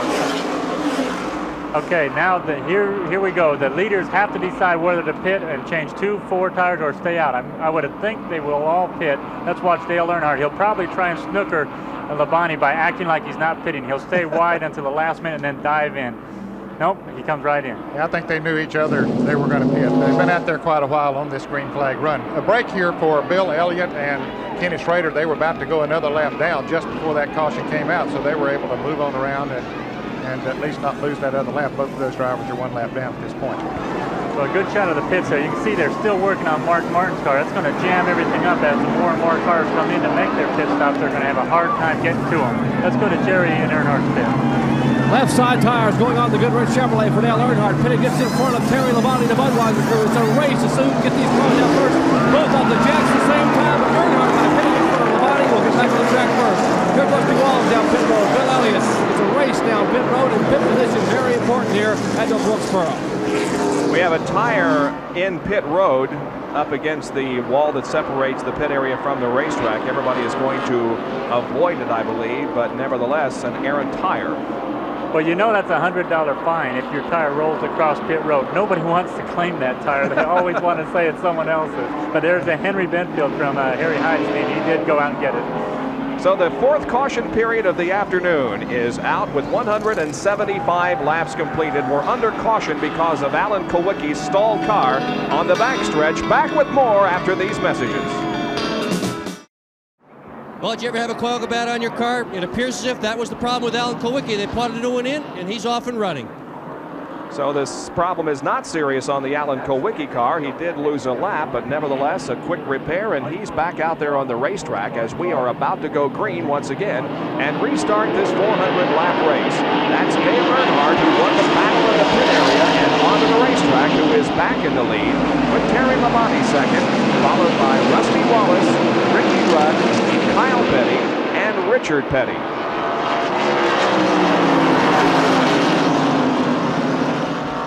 Boy, after a restart, they really get jammed up together. Earnhardt and Labonte, those sitting out front there by themselves. You know, that was a coil that Dick Bergman was holding up off Alan Kowicki's car. So basically what he did is stop on the racetrack. They had to change it. That was almost like going to your dealership and getting a tune-up on your car, getting a new coil put in.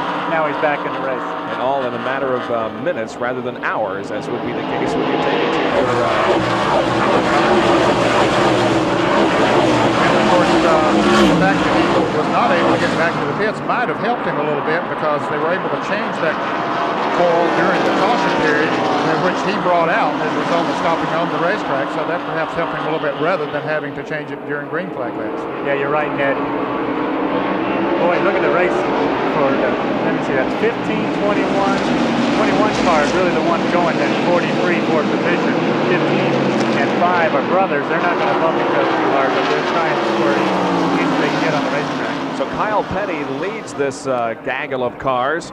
That is Brett Bodine and Jeff Bodine behind him. Also Davey Allison and Richard Petty is lurking behind in the shadows there in the blue and red car, along with Dave Marcus, Harry Gann, and Darrell Waltrip. Of course, the 15, 28, and 5 car are all one lap down. That's the Bodine brothers, Jeff and Brett, and Davey Allison. But the battle here for 6th position, look at the bumping and banging going on there as Dave Marcus got a little squirrely. Now, here is Marcus and Dave and Harry Gann running side by side, and as you'll remember last week, Harry Gann spun with a little help from Dave Marcus, and so these two are looking at each other once again. You don't think Harry Gann invited Dave over for dinner after the race, do you? Probably not. No, I don't think they were too thrilled with each other. Both, each driver blamed it on the other one, though, when the race was over. And they did talk to each other here on Friday, and apparently got their differences of opinion settled.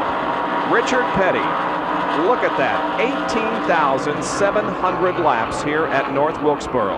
And Richard is running in 6th position. And there are some, including myself, that felt going into this race that Richard Petty had a real shot at winning this. Yes, I felt that he had a real shot at winning it, and he's certainly not out of it yet, because he likes to run on a slick racetrack. And he has the finesse. That's what it takes to run on a slick racetrack. And also, he and Dale Inman, his crew chief, know how to set a race car up for a slick racetrack. And as the afternoon goes on, I predict that he's going to get more and more competitive. That his son Kyle is the one that's on the move right now in the Wood Brothers Sitco Ford number 21. The Wood Brothers cars have to win here at North Wilkesboro back in 1963 and 1964. Well, Kyle is in 5th position in that Wood Brothers owned car, number 21. Kyle finished 2nd in this race last year. We asked him about his performance here at North Wilkesboro. Yeah, for some reason I just get around North Wilkesboro well. You know, one of the first times we came here when Mike Beam was my crew chief and we ran the Pontiacs, and then when we switched to Fords we run real consistent here. And when I came here with the Wood Brothers, then we just picked up and took right off too. And you know, every race here we're consistently a top 5 car. The first race last year, I think we finished 2nd. We finished 5th or 6th the second race. So we've had some good runs. We just hadn't been able to break the top spot yet, but hopefully we'll do it this time.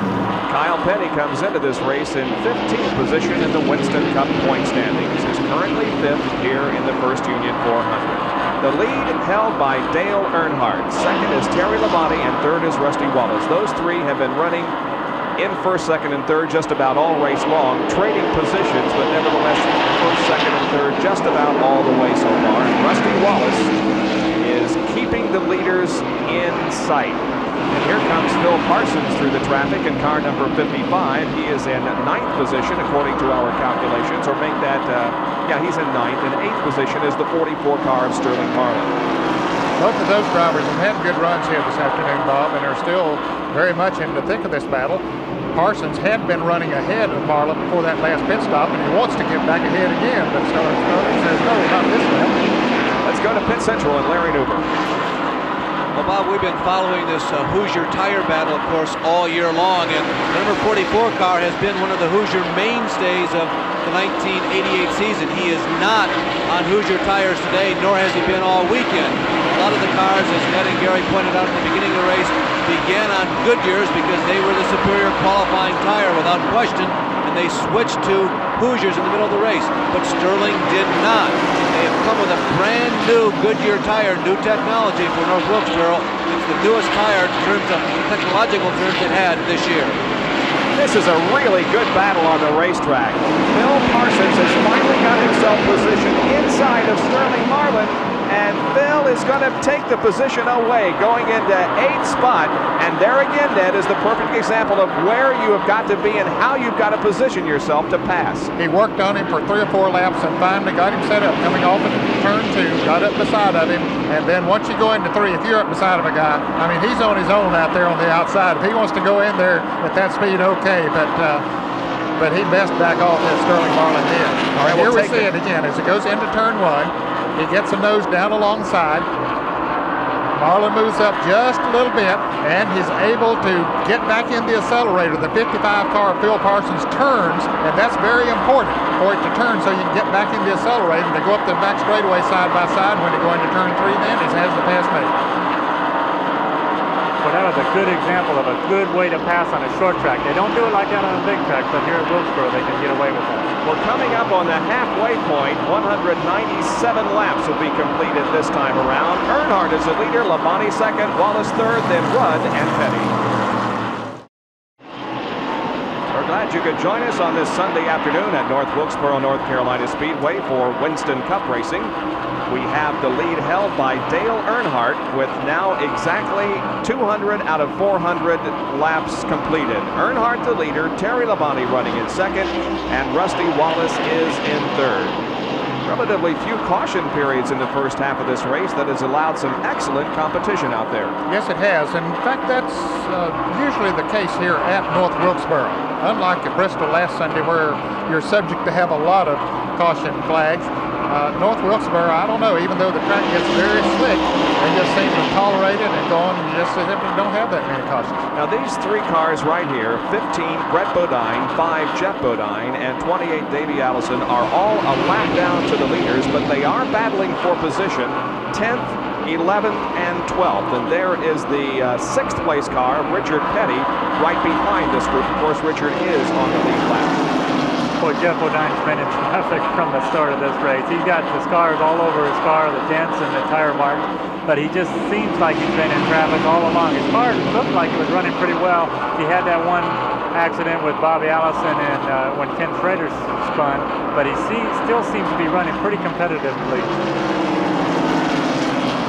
So Jeff Bodine is in 11th position. Now our Napa mid-race recap shows you that Dale Earnhardt was the leader at the halfway point. He had led 81 of the 200 laps, the average speed 95.266 miles an hour. He pitted on laps 68, 109, and 175. There had been 4 caution periods for a total of 16 laps. We had 4 leaders and 8 lead changes. 32 started the race and only 1 has dropped out. And there are 9 cars on the lead lap. And the only car that is officially listed. Bobby Allison up in turn 4 has a problem again, and the caution is out. So Bobby Allison brings out his 2nd caution period of the afternoon. He had a problem up in turn number 4 a few laps ago and hit the outside wall with the right front of the race car. Now the left rear is damaged. The 97 car also involved in the crash. Rodney Combs. Will we see pit stops now? It hasn't been too long since we had a most recent caution. Well, I would think the leaders would want to pit now, get 4 tires. The tires seem to have been working well. Somebody that's back in the pack may not pit this time, but all the leaders should get the 4 tires. Here we go. Let's go to Jerry in Earnhardt's pit. Dale Earnhardt brings the lead car. Again, they will change 4 tires. Fresh rubber, as you mentioned, Gary Nelson, is so important at this track because the asphalt is so slick here. Right side tires on for Dale Earnhardt. They will come around the left side, the jack underneath the car. David Smith underneath the left side of the car. Left side tires going on Earnhardt. Likewise, the Budweiser car for Terry Labonte. The race down here at the end of pit road. And Labonte's caught the jack first, but Earnhardt, by virtue of that position again, is back first on the racetrack. And Rusty Wallace comes screaming down pit road, and he will be third. So they come out in just about the same order that they went in. It's going to be Earnhardt, Labonte, Wallace, and Ricky Rudd who went in that order and are coming out in that order. Boy, I think that's an example of pit position. I think Rusty Wallace actually had the fastest pit stop, but he was farther up pit road. He was down off of the jack and rolling before either the 11 car or the 3 car got off of the jack, but he was too far up pit road and they were able to get out in front of him. Well, you're right again, Ned. That's where being the champion really pays off, because Earnhardt gets the choice of get the better pits because he is the defending champion. 207 laps are completed, and we are under the caution once again. There's Dale Inman talking to his driver, Richard Petty, as we are at North Wilkesboro, North Carolina Speedway for the First Union 400.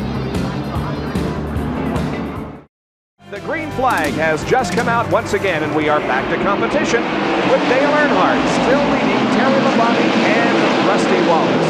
Just come off a caution because of an incident up in turn number 4, a minor incident involving Bobby Allison. Now let's go to the pit area and Dick Bergman, who's in the Rusty Wallace pit. And I'm with Rusty Wallace crew chief Barry Dodson. How is Rusty feeling after the crash in Charlotte? Is he okay in the car? He feels good.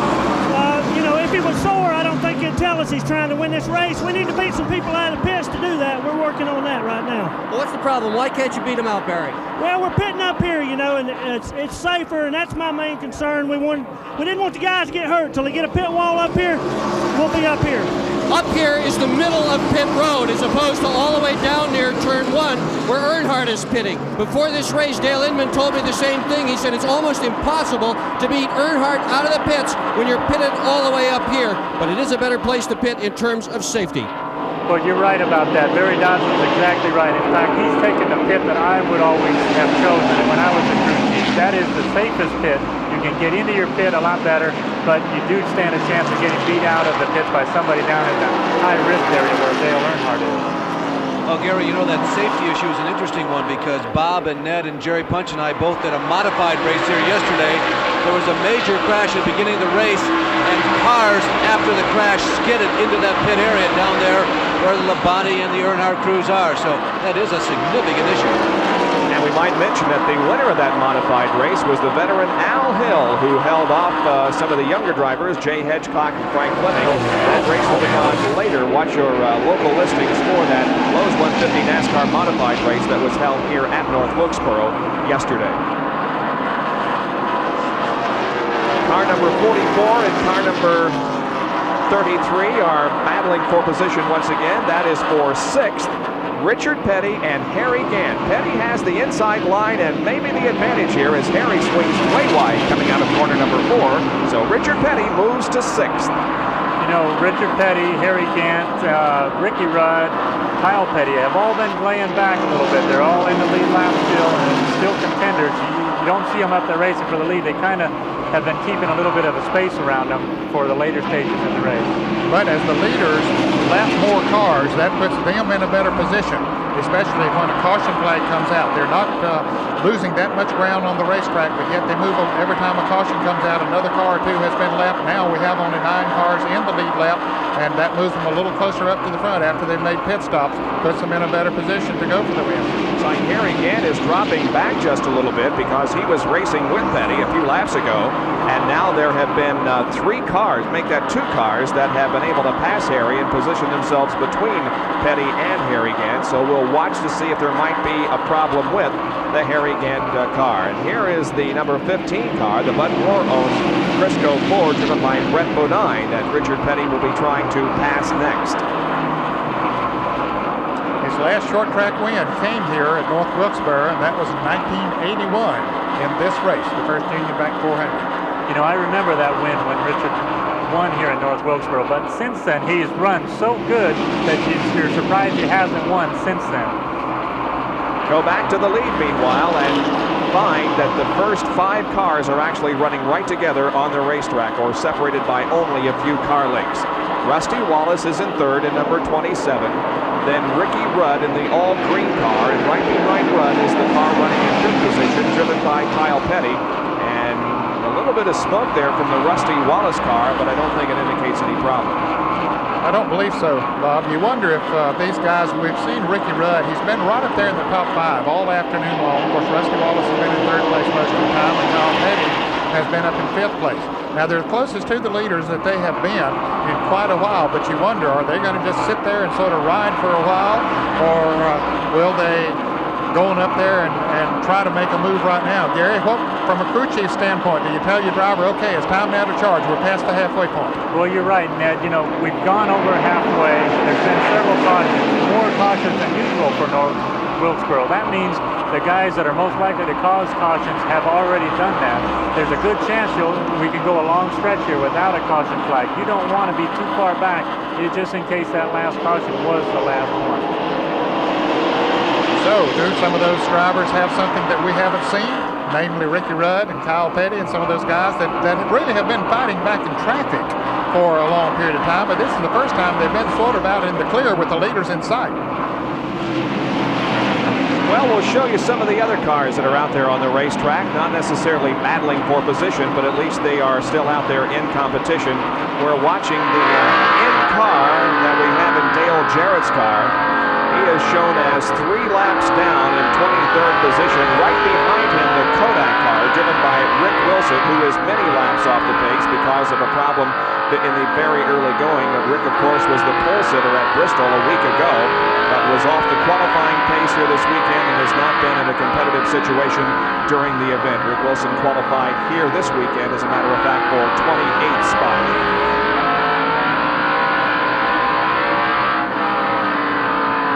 You can hear them accelerate and decelerate as they go into the turn. They'll get down, Gary, about 6,000 RPMs in the turns here, and then accelerate up to about 82 or 8,300 on the straightaways. Yeah, that's really tough on the engines here. You can see the tach dropping as it lets off the gas. A big gauge in the middle is the tachometer, and that needle is climbing now as it goes down the straightaway. Now it's going back down as it lets off the... That tells you the revolutions per minute of the engine, down to about 6,000 or so, and then he climbs, up to maybe 7,500, 7,800 RPM at the end of the straightaway. Well, Dale Jarrett is looking forward to having a new crew chief next week. Cale Yarborough hired veteran Elmo Langley this week to head up that crew. Elmo, of course, has been a driver himself for many, many years, and then a car owner for a long, long time as well. And he goes to work as crew chief on the Hardy's car number 28. Here's Darrell Waltrip slowing down, coming in for an unscheduled pit stop. Another tough race for Darrell Waltrip. He dropped back in the middle stages of this race, or in the first quarter of the race, and now here he comes for an unscheduled stop. Here's Jerry Punt. Well, Darrell Waltrip came down the pit road, almost stopped, and then went again. They wouldn't get a quick comment from Jeff Hammond as to what the problem was, as Jeff is on the radio talking to Darrell Waltrip, listening to what Darrell has to say. Darrell came in for that quick stop and moved back down pit road, and he's talking to Darrell now on the radio to try to ascertain what the problem is. So we'll get a quick comment from Jeff there. He watches Darrell come moving by in the side Chevrolet. Jeff, what's the problem? Why the pit stop?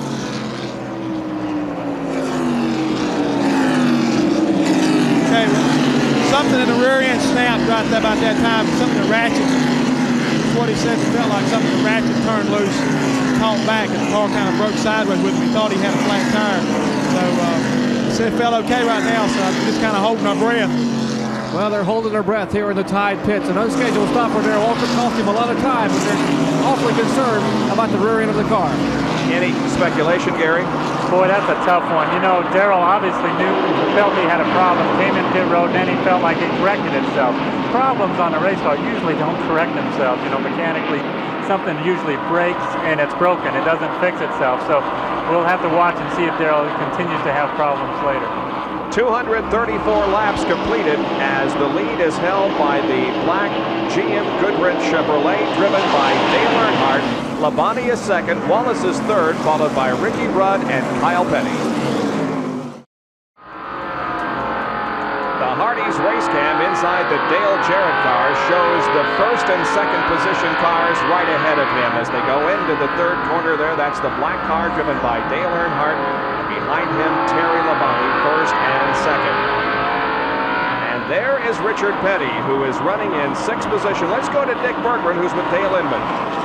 Well, Bob, a couple of laps ago, Bobby Allison just pointed his fingers down. He said, Richard Petty, go ahead. I think everybody'd like to see him win, but nobody more than this man, Dale. And Dale, have you guys got a shot at it today? Well, we're running pretty decent right now, but there's 5 real good cars ahead of it, and it's going to be awful tough.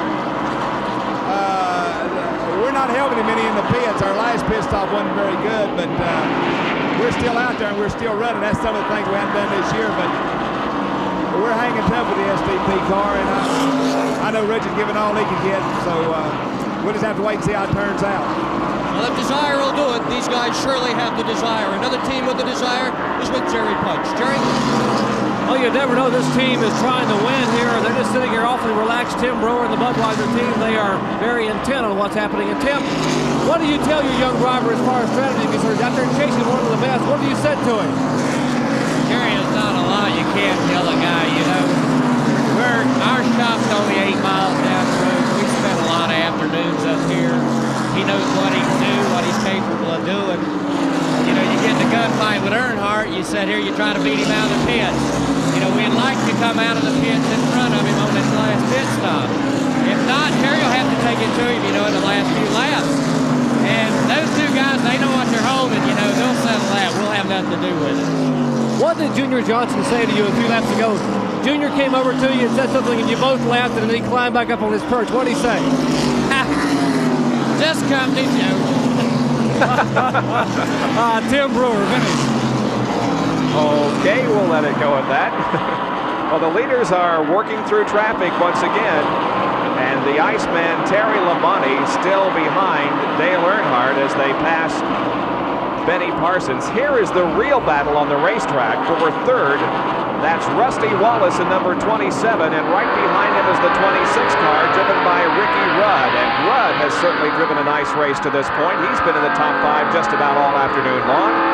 But for now, he has been able to catch Rusty Wallace, and Wallace again is hung up in the traffic. And we'll once again go inside the Dale Jarrett car and take you for a few laps around North Wilkesboro.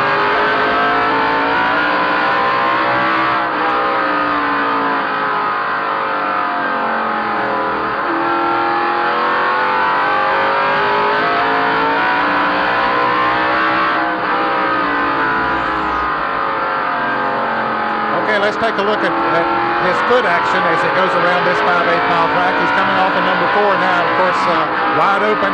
Now he backs off the accelerator, hits the brakes a little bit with his left foot. Now that's something I could never do. I always use my right foot, but he learned to brake a long time ago with his left foot, and I think that's good.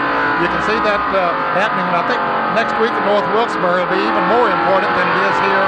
I mean, next week at Martinsville than it is here at North Wilkesboro. And Gary is sitting here watching the tachometer, not necessarily the footwork, but the tachometer that you can see right in front of Dale. Well, it's very interesting. That's a very good shot there of the tach. You can see it climb as his foot goes down on the gas. He pushes the gas very easily. You can also see he bumps the brake pedal one time before he really stands on it. So that gets the pistons out against the rotor, and that gives him a lot more solid brake pedal. That's a very good shot. You can see 4,500 RPM, 5,000, 55. 6, 65, 68, 7, 7, up to about 7,500 on the straightaway. Yeah, that's what you said earlier. The high on the RPM there about 7,500, and that's just about where it is. He's going a little slower in the turns than he would like. I think that's why he's not as competitive. Low RPM should be around 58, 5,800, maybe 6,000, but he's dropping at 4,500 in the turns.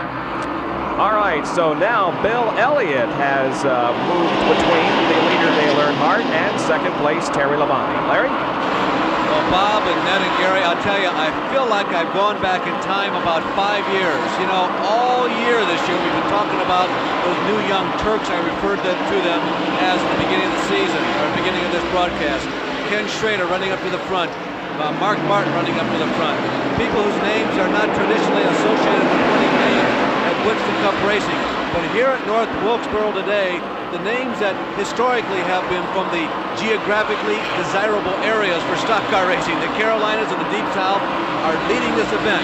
There's a Penny up front. There are two Pennies running near the front. Ricky Rudd is up there. Terry Labonte, Junior Johnson, all the names that we've become accustomed to listening to.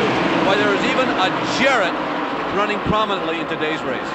Any theory on that, Ned? Is this such a racetrack that you've got to gain a lot of years of experience before you can really figure it out? Well, yes, I think that it is one racetrack that experience certainly counts. No question about it. As Gary mentioned at the top of the show, you run downhill on the front straightaway and uphill on the back straightaway, which means that it makes it more tough to get the car set up perfectly all the way around the racetrack. You got to give up a little bit in one turn or the other. The same thing applies as far as driving is concerned. You have to drive here a long time before you know exactly when to brake, decelerate going into the turns, and accelerate coming off the turns. And also, it's very important for the driver to know when setting the car up how he wants it to feel halfway through the race. That's something that's very difficult for a race driver to do, is to look down the road 150 to 200 laps at what the conditions of the race, the condition of the racetrack is going to be, and how you want your car to feel at that time. So it's Dale Earnhardt still leading in the first Union 400. Terry Labonte is still second, followed by Rusty Wallace, then Ricky Rudd and Kyle Petty. Only two cars are out of the race, namely Buddy Baker and Michael Waltrip. ESPN Speed World today at North Wilkesboro, North Carolina Speedway for the first Union 400 Winston Cup race. And we have completed 264 laps, and the lead is being held by Dale Earnhardt. Running in second position is Terry Labonte, and there you can see that there are now two slower cars between first and second position. As Labonte in the red and white number 11 Budweiser-sponsored Chevrolet tries to close in on the leader, Earnhardt, who has hung up himself behind some relatively slower traffic. Ken Schrader in number 25 and Harry Gant in 33.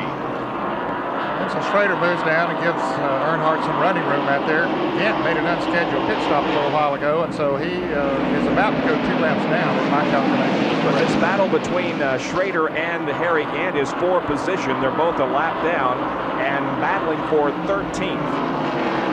Rick Wilson, by the way, there in car number 4, spun just a couple of minutes ago, but he kept the car pointed in the right direction, and there was no yellow flag. Earnhardt got through that traffic pretty quickly. He has 4 other cars that he's coming up on as Bobby Allison makes another pit stop. Bobby having trouble here today. They've changed right side tires on his Miller Buick. But Earnhardt coming up on those 4 cars, and a couple of them are running side by side out on the racetrack, so it might be a little tougher to get through those than the 2 you just passed. Boy, tough day for Bobby Allison. He's in for 4 tires under green. That's cost you at least 2 laps to the leader, plus already being a couple laps down, having been involved in 2 caution periods. He's had a long day. But you know what? We can anticipate perhaps some excellent performance from Bobby Allison in 2 weeks when we're in Talladega. Bill Elliott, Terry Labonte, Neil Bonnet, and Dale Earnhardt have all been leaders of this race, and Earnhardt has led the most and is still up front. We indicated Bobby Allison was so good at Daytona, and of course the next race that we televise here on ESPN will be in Talladega in 2 weeks, and that'll be the second opportunity for these drivers and cars to run that restrictor plate. It's going to be very interesting to see what happens. Let's go to Larry. Well, Bob, you know, you were just pointing out who has led this race. Let's look at Dale Earnhardt, who is leading this competition right now. We haven't talked about him that much this year. Maybe we haven't talked about him as much as we have in 1986 and 87. But I'll tell you, this is still an incredibly strong team. Coming into today's race, Dale Earnhardt had led 570 miles. The second most leading driver was Lake Speed, but leading 343 miles. There is Ricky Rudd and Rusty Wallace battling for position inside the top 5 in this race. And the third leading driver was Neil Bonnet at 269 miles. So that gives you an idea how dominant Dale Earnhardt has been, and we haven't even talked about it.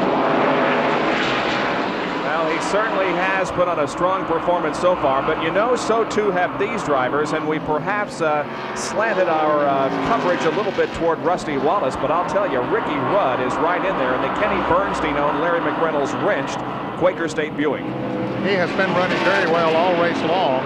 In fact, he thought he had a shot at the pole, Bob, and he was a victim of circumstances. Just before he went out to qualify, it had sprinkled rain a little bit, and they put some of the quick dry on the racetrack, which slowed his efforts some. So it's really a tough break for him not to be able to have a legitimate shot at the pole. These drivers running side by side here for several laps. We've seen them now, which is pretty unusual at North Wilkesboro.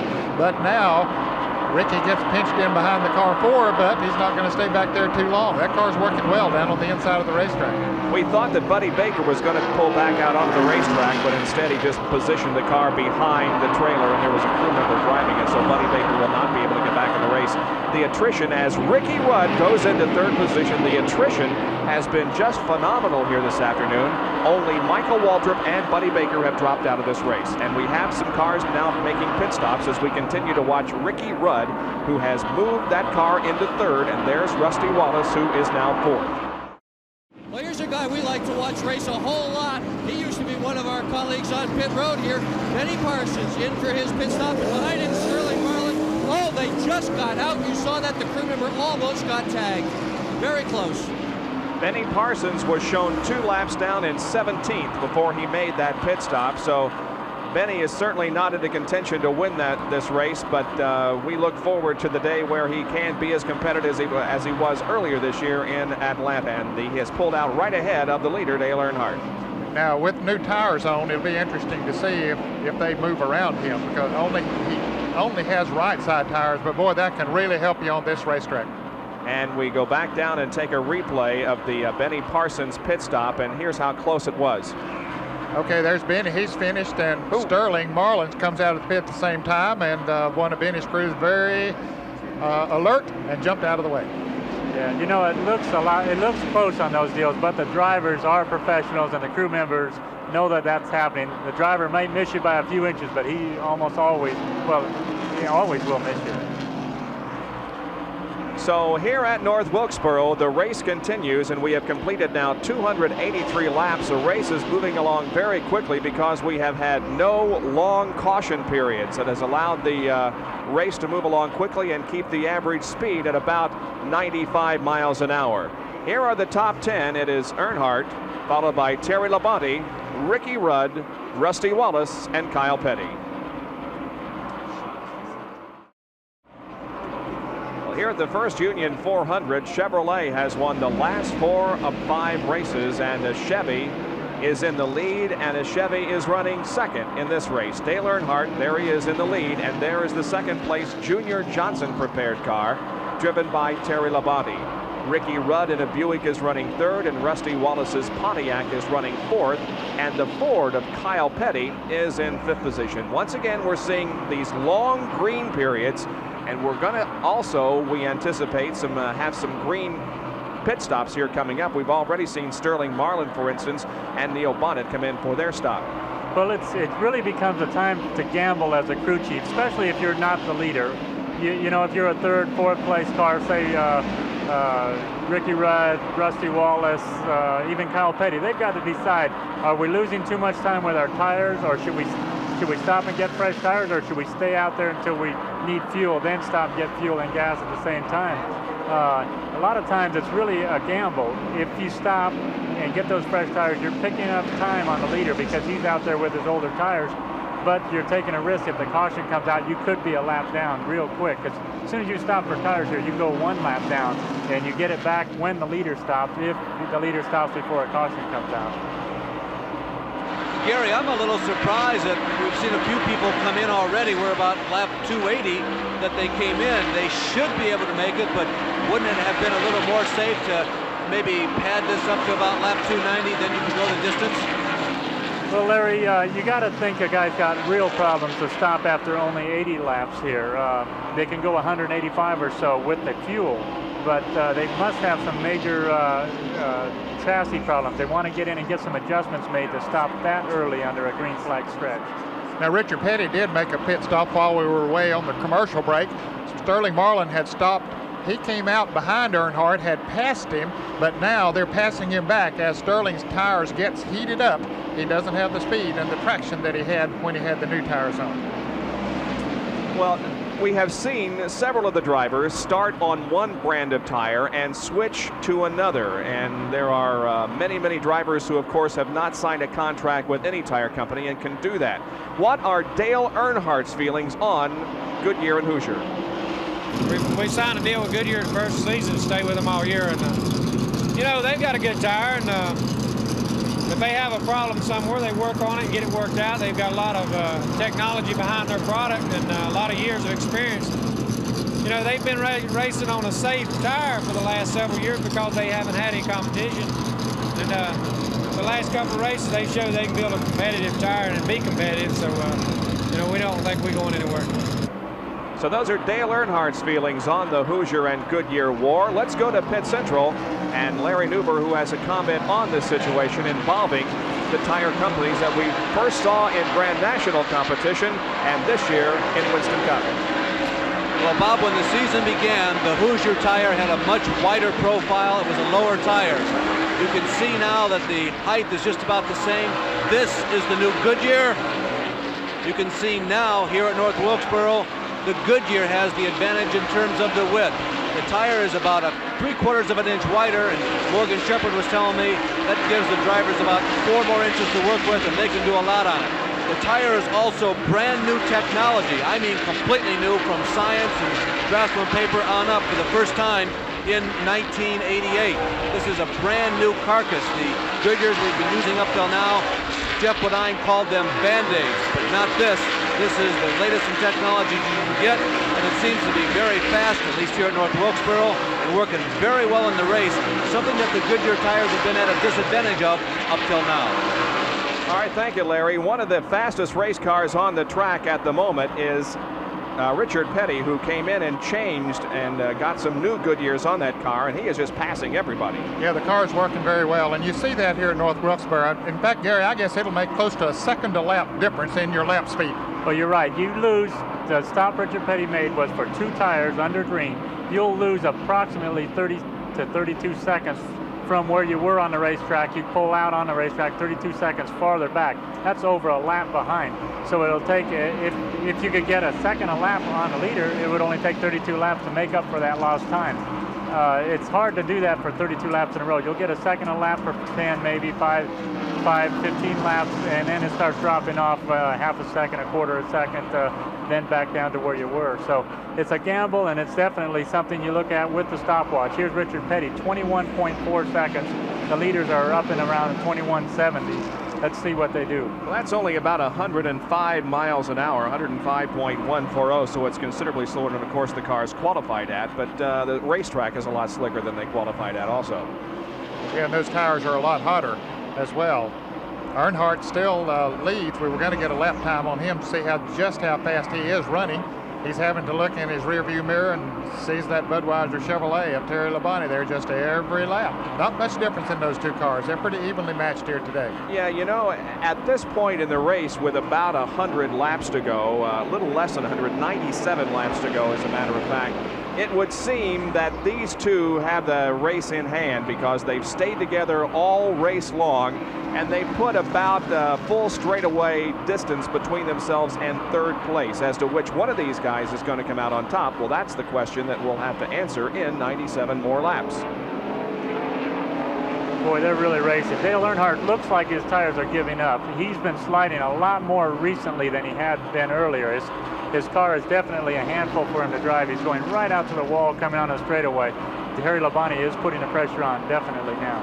And the next car that Dale Earnhardt will lap, just going through your picture right now, is Phil Parsons, and Phil is running in 6th position. So there are 6 cars on the lead lap at the moment, but Phil Parsons stands to go a lap down here in just a few more laps. We're timing the lap of Dale Earnhardt, and we will compare his time with that of Richard Petty. And it looks as if that Earnhardt is in a little bit cleaner racetrack, as more than Richard Petty was, and he is at 107.142 miles an hour, so his lap was better than Richard's. That's still a pretty good clip for as long as they've been out there on the tires that they are on now. Now, just to give the fans, when we're talking miles per hour, the qualifying record that Terry Labonte set here was over 117, but the elapsed time on the racetrack was 19.31 seconds. Well, they're running within about a second and a half of what they qualified, and doing that in competition after the racetrack has gotten slick and after they've been out there for about 100 laps on this set of tires,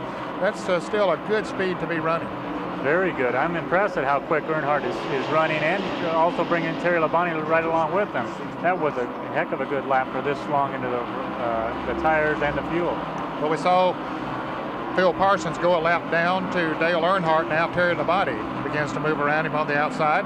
Phil having a very good run here today, running in 6th place, but that leaves only 5 cars in the lead lap. And 309 laps completed in the First Union 400. We'll be back with more live coverage. Welcome back to the First Union 400 at North Wilkesboro, North Carolina. Winston Cup racing on this Sunday afternoon. We're glad you could join us. Dale Earnhardt is moving through traffic very nicely on the racetrack, putting another lap on Bobby Allison in car number 12. We have a report from Dick Berggren in the pit area. Dr. Dick Berggren. Well, Bob, some of the competitors are having a bit of a problem with their Hoosier tires. This one just came off the back end of Bobby Hillen's car. Parked next to him is Bouchard. His crew chief said he's had one tire go bad. I went down to Hillen's team and I talked to the car runner, Billy Hagan, and he said a little bit of a problem. Now, that may not necessarily be the tires. It may also be the car setup. But let's keep an eye on these Hoosier tires as the race unfolds. We should be seeing some pit stops before too much longer, we would guess. Earnhardt continues to set a very torrid pace here. His record at North Wilkesboro, Earnhardt has 18 starts, 2 wins, including this race in '86 and this race last year. He has 10 top 5 finishes and 16 top 10s. A remarkable record for Dale Earnhardt. But you know, Earnhardt just kind of shot away from Terry Labonte. We had been clocking him earlier before we put it on the screen in the high 21s. When Labonte got behind him, Dale Earnhardt just took off, pulled away. So he might be just comfortable to stay ahead of Terry Labonte and show him his muscle every once in a while. There's a little bit more racetrack, though, between first and second, as we have seen in the last few laps, as Earnhardt has probably about a 2-second lead now on Terry Labonte. There's Bobby Allison sliding high on the racetrack in turn number 4, permitting Labonte to sneak underneath and pass. And Ken Bouchard in car number 10 went very high in turn 2. I think he's trying to get to the pits now. He did get the car back down on the inside. He's the top rookie driver so far this year. Well, you know, most racetracks that Winston Cup cars go to, gasoline is what tells you when to make your pit stop. When you're low on gas or almost out of gas, you make your pit stop. Well, obviously a flat tire would make you want to come into the pits, but under green, if you have, on most other tracks, you go wait till you're low on gas to stop. At Wilkesboro, it's always a question. Maybe we need those tires. Maybe we should stop even though we have 3/4 or a quarter of a tank of gas. Maybe we should get those new tires on and pick up some time. Let's go to Jerry in the pits for an update.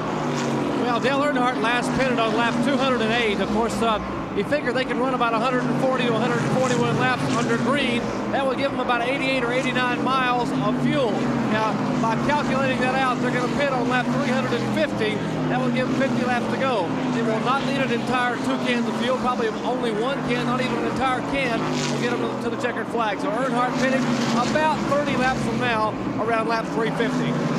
So we will anticipate those stops that could very definitely tell the tale as to who is going to come out on top in this race. And of course, we've mentioned all race long about how important position in the pits are. And with that in mind, here is a track fact. Track facts are brought to you by the Robert Bosch Corporation, makers of Bosch Platinum, the ultimate spark plug. Pit positions are important at every racetrack, but none more important than here at North Wilkesboro, where there is limited pit space. We're watching Ken Schrader as he comes out of the pits, and watch 1, 2, 3, 4, 5, 6 cars come out in front of him. That means he lost that many positions. It is not uncommon, especially on a short track, to come in leading the race and maybe go back out in 8th, 9th, or 10th position. Of course, that is tough, though, the pit stops like that. I've been on the the pit crew of teams that have beat everybody out of the pits, and I've been on a pit crew of teams when we've come in leading and come out 15th. It is a matter of fractions of seconds.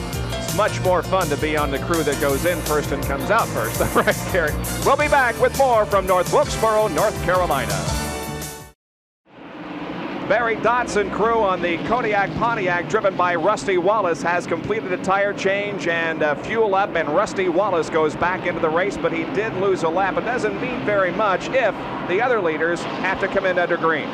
Yeah, it's nail-biting time for Barry and the guys. They are the first of the lead cars to pit. He was about a quarter of a lap behind the leader when he came in a pit, lost a lap and about a quarter to Dale Earnhardt. So he's going to have to hope for Dale Earnhardt to make his stop before any chance of a yellow coming out. It was a tremendous pit stop. He was only stopped for a little less than 12 seconds while they changed the 2 right side tires. Of course, they put in only the amount of fuel that they could get in while they were changing the tires. Normally, it takes longer to fill the tank of fuel than it does to change the tires. Since they don't need that much fuel here, they just said, we'll put in what we can. When that jack goes down, we're hit the road and running. That's exactly what they did. Good pit stop.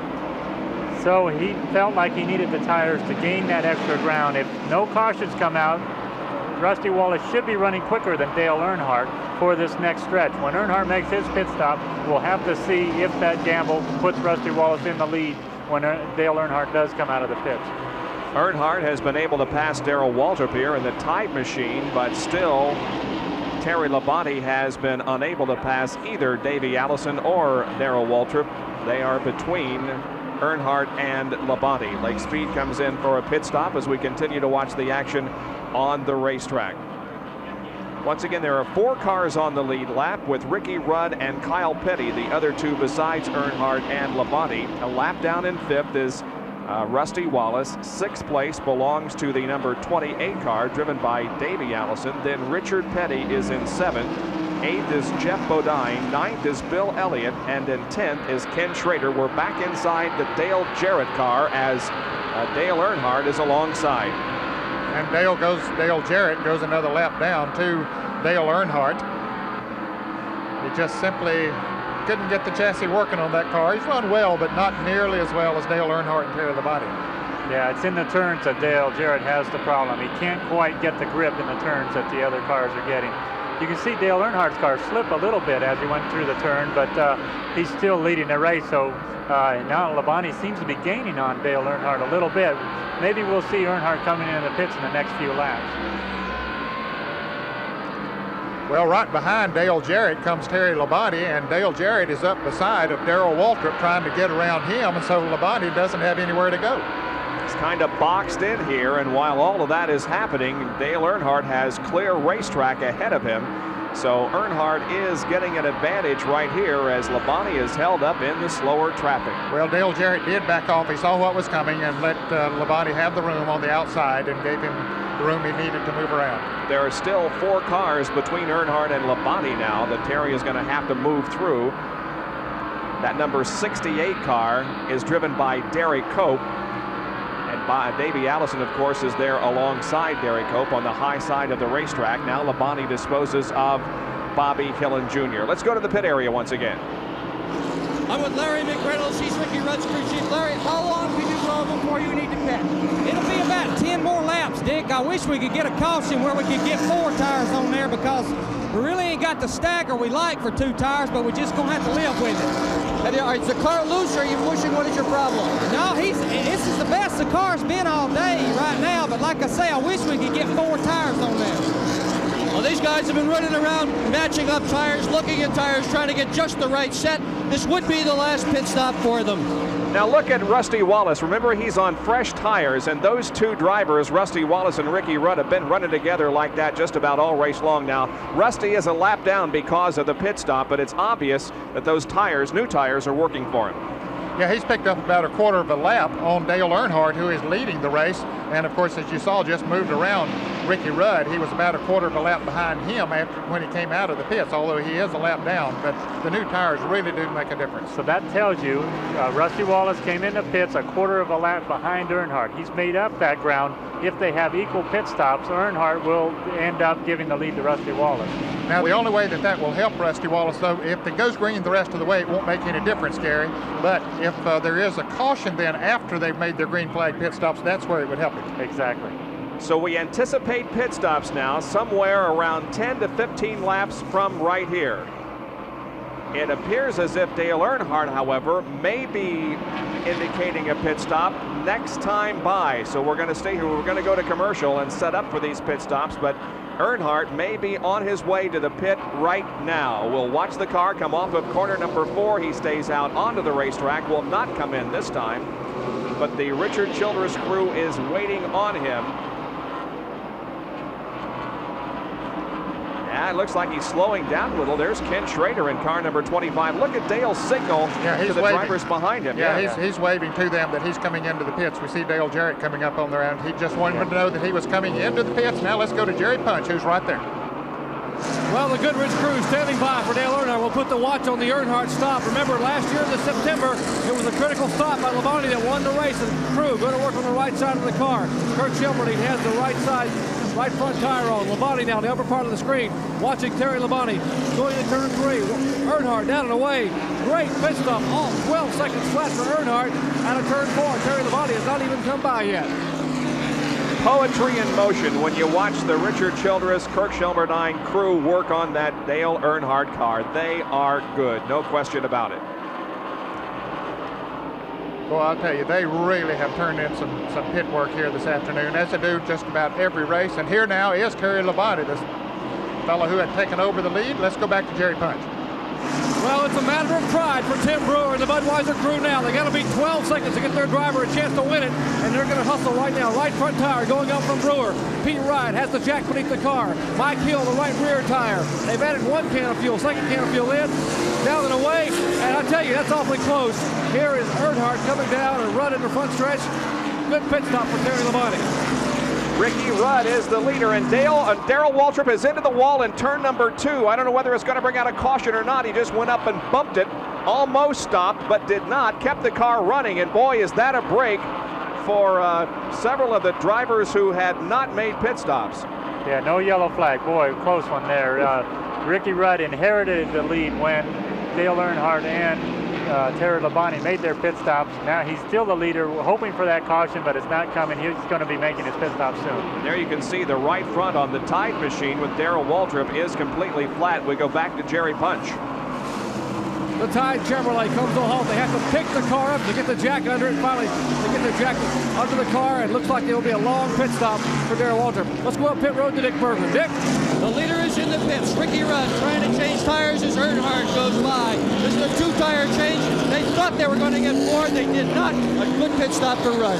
Yeah, just a fraction over 11 seconds. Boy, I'll tell you, they have really made some good pit stops here. But again, if they don't have to put in a full tank of fuel, Gary, that has reversed itself over the years. It used to be that you could put in the fuel quicker than you could change the tires, but now that's not the case. And look who's running together on the racetrack once again. After all this, Rudd and Wallace are still right there together. Yeah, that's equal pit stops. I think Ricky Rudd's car might be a little quicker than Rusty Wallace's. We'll see if he pulls away. Now, Kyle Petty is in second position. I believe, though, that he has yet to make a pit stop. In any case, Dale Earnhardt is back in the lead. We've got 49 laps to go in this race, so we're set up now for the finish. They'll be able to go the entire distance without a pit stop from here on. Earnhardt is the leader. Speed World today at North Wilkesboro, North Carolina Speedway for Winston Cup Racing. And with less than 50 laps to go, it is Dale Earnhardt leading this race with Terry Labonte about a full straightaway behind in second. Rusty Wallace running 4th now as Ricky Rudd has been able to go to 3rd. So Rusty is 4th and 5th position, a lap down. Kyle Petty did come in for a pit stop, lost a lap. Kyle is in 5th, 4 cars on the lead lap. Well, it looks like it's pretty well shaken down now. Earnhardt came in. He was the leader. Some of the guys pitted early trying to gain that ground. Didn't work. Earnhardt stayed out a little longer, made his pit stop, and came out as the leader. Looks like Dale sort of has this race in hand, but we still got a long way to go. He's right behind Richard Petty now, who has also fallen off the pace after a good run in the STP Pontiac. But recently that car has been giving him a fit in the turns. It just hasn't been handling that well. He's slipping and sliding, especially off of turn 4. They're going into turn 3 right now as he moves on the inside of the racetrack to let Earnhardt and Jeff Bodine move by, but you could see him slipping a little bit there as he came off in turn 4. But what happens, Ned, is on these green flag pit stops, when they have to change 2 tires, sometimes they can't get the stagger right. No matter what the tire combinations they use in the pit area, they lay them out in sets of 4 tires. And sometimes when you have to change 2 tires, you just can't predict what those cool right side tires are going to do when they heat up against the hot left side tire. So it's always a struggle in the pit area to get that rear stagger, especially on the rear 2 tires, to get that stagger good enough to get the car as competitive as it was before. Well, things have settled down now for the time being as Dale Earnhardt continues to lead, and we are about 38 laps from the end of this race. Earnhardt with a little bit of problem coming off of turn 4 there, but so we're going to attempt to get some commercial breaks in here for you. Well, the cars have to maintain some semblance to order, and for that, here's a quick fact.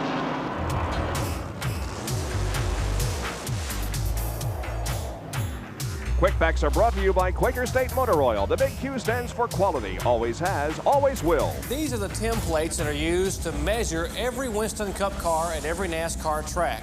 Now, what NASCAR officials do is they go to the showroom and pick off a brand new, say, 87 Chevrolet Monte Carlo off the showroom floor. They take it to a special shop and they make this metal silhouette of that car. They take it back and they weld the pieces together, and they use this special template at every track. And what they do, they're allowed a 1/4 inch tolerance. But as a car comes through, if this 87 Monte Carlo comes through, the NASCAR official has a 1/2 inch block. If it fits beneath the roof of the car and the template, then the roof's been altered and the car must be fixed before it goes on the racetrack. That's to make sure someone isn't cheating with regard to aerodynamic body styles. Now, if someone said, well, that's just not an 88 Pontiac, it can't be a template. They take the showroom car serial number and put it right on the template. So you go back and you find that car with this serial number, and you'll say, well, it fits perfectly. It is indeed an 88 Pontiac silhouette. So templates, a must for inspection here on Winston Cup Racing. Well, that may be the way they have to look going into the race, but when you complete one like here at North Wilkesboro with all the bumping and banging that goes on, they don't perhaps adhere to that template quite as much as they do before the race. 367 down, right back in a moment. Back at North Wilkesboro, the First Union 400, Dale Earnhardt has the lead over Terry Labonte, and there are a couple of people we would like to say hi to. First of all, Richard Donlevy, who is Junie's son, the owner of car number 90, driven by Benny Parsons. Richard recovering at home from a broken back, suffered in a traffic accident, so the best to you. And a couple of race fans from Terre Haute, Indiana, Dave and Sally Ross, were married yesterday, and the best to you too. And let's also say hello to Darrell Derringer, who won in one of Junior Johnson's cars here. In fact, it was the first race that was won when Junior became a car owner. You mentioned that he had won 17. Well, Darrell Derringer led, sat on the pole, and led every lap. That was back in 1967 here. Of course, Darrell suffering from cancer. Hope him the best. And let's go now to Dick Berggren. Well, this is the 4th turn area. When the race started, it was absolutely smooth. But as you can see, the cars are now going through a groove that is anything but smooth. It's a little bit of torn up racetrack and a whole lot of rubber down here. Whatever you were set up for at the beginning of the race, it is much, much different as the race winds down. Well, Dave Marcus got out of the groove and slid out toward the wall in turn number 4. He brushed along the wall all the way down the straightaway and now is going very slowly through turn number 2. Will he make it to the pit area? Well, I don't know. He still has momentum. Now the other cars have gone by, so he should get in. But he did hit the wall up on turn 4. Apparently he blew a tire or got up in the loose stuff, as they say, and that's the rubber and the grit and grime that would be up on the outside of the racetrack. But he is going to make it back into the pits without a caution coming up. Well, that shot that Dick was showing us up turn 4, I've been watching the drivers. They try to either go outside of that rough area or inside of that rough area. Some of them, even Dale Earnhardt and Richard Petty, I've seen up on the curve along the apron of the track, trying to miss that rough spot on the racetrack. Dave Marcus obviously was trying to go around the outside of it and got a little too high. Dick Berggren is there in the Marcus pit. Yeah, just as we were talking about that turn, Marcus did get up in the loose stuff, took him right out to the wall. He's got tire marks from somebody else's car on the left side. The tires on the left side have, let's see, red, yellow, blue, white. A lot of contact here, and they're having trouble with the right front. obviously Marcus is not having a good time at the moment. And Mark Martin got into the wall at just about the same location as Dave Marcus. I don't think Mark hit it quite as hard as Dave did, but he still got up in the loose stuff there in turn 4. Continues to maintain the momentum, though. Yeah, that's a bad section on the racetrack. It's been built up with rubber and debris. The drivers are some straddle it and they really get out of shape. Some go around the outside of it. Some go on the inside of it. There's the second place car of Terry Labonte, but he is about a half a straightaway behind the leader, Dale Earnhardt, and he has got his work cut out for him because we've only got 20 more laps to go. The Richard Childress-led crew of Dale Earnhardt looks on. Will their driver be in victory lane at 20 laps? Well, we'll tell you after this. We are back in North Wilkesboro, and Dale Earnhardt has a problem. We anticipate that it's left side tires that has gone away, and Terry Labonte is now right on his back bumper. There's Terry moving into the picture. He's going to be able to pass Dale Earnhardt here on the backstretch, we believe. Earnhardt has been slowing down for the last several laps. We anticipated him coming in for a pit stop, but he has not yet. He's battling alongside Terry Labonte and trying to stay in the lead, but no, Labonte goes into the lead. And the crowd goes wild here in Wilkes County, North Carolina. Of course, it's a very partisan crowd because of Junior Johnson's shop just being 8 miles from here. Yeah, only 12 more laps to go. Let's go to Cherry Punch. Richard Childress just told me that Dale called him and says he thinks they have a right rear tire going down on the car. Now, you would expect it to be a left side tire because those cars have been on the car the longest. But Earnhardt says it's the right rear tire going down. He is helpless. Nothing he can do except come in now and change it. And he'd lose a lap or two here in the pit. It appears as if the Junior Johnson dynasty here at North Wilkesboro is going to continue because his car, driven by Terry Labonte, is now in the lead, and the fans love it with just 10 laps to go. Boy, it's hard to imagine Dale Earnhardt having a slow leak in a right rear tire. It's got to be a left side tire, I would think. It looks like that Ricky Rudd, who is running in 3rd position, may be able to battle Dale for 2nd. There is Rudd now on the extreme right side of your picture behind Richard Petty's car. He has only that much racetrack to make up, and Rudd will have a 2nd place. So we are set up here for a thrilling finish as Dale Earnhardt has a problem with tires, and Terry Labonte may pull out another victory for Junior Johnson. Only 9 laps to go.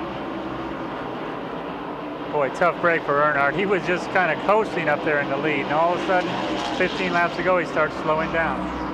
And again, we've talked so much in the past about how things went so well for Dale last year, and they haven't been going as well for him this year. It's nothing that Dale Earnhardt has or hasn't done.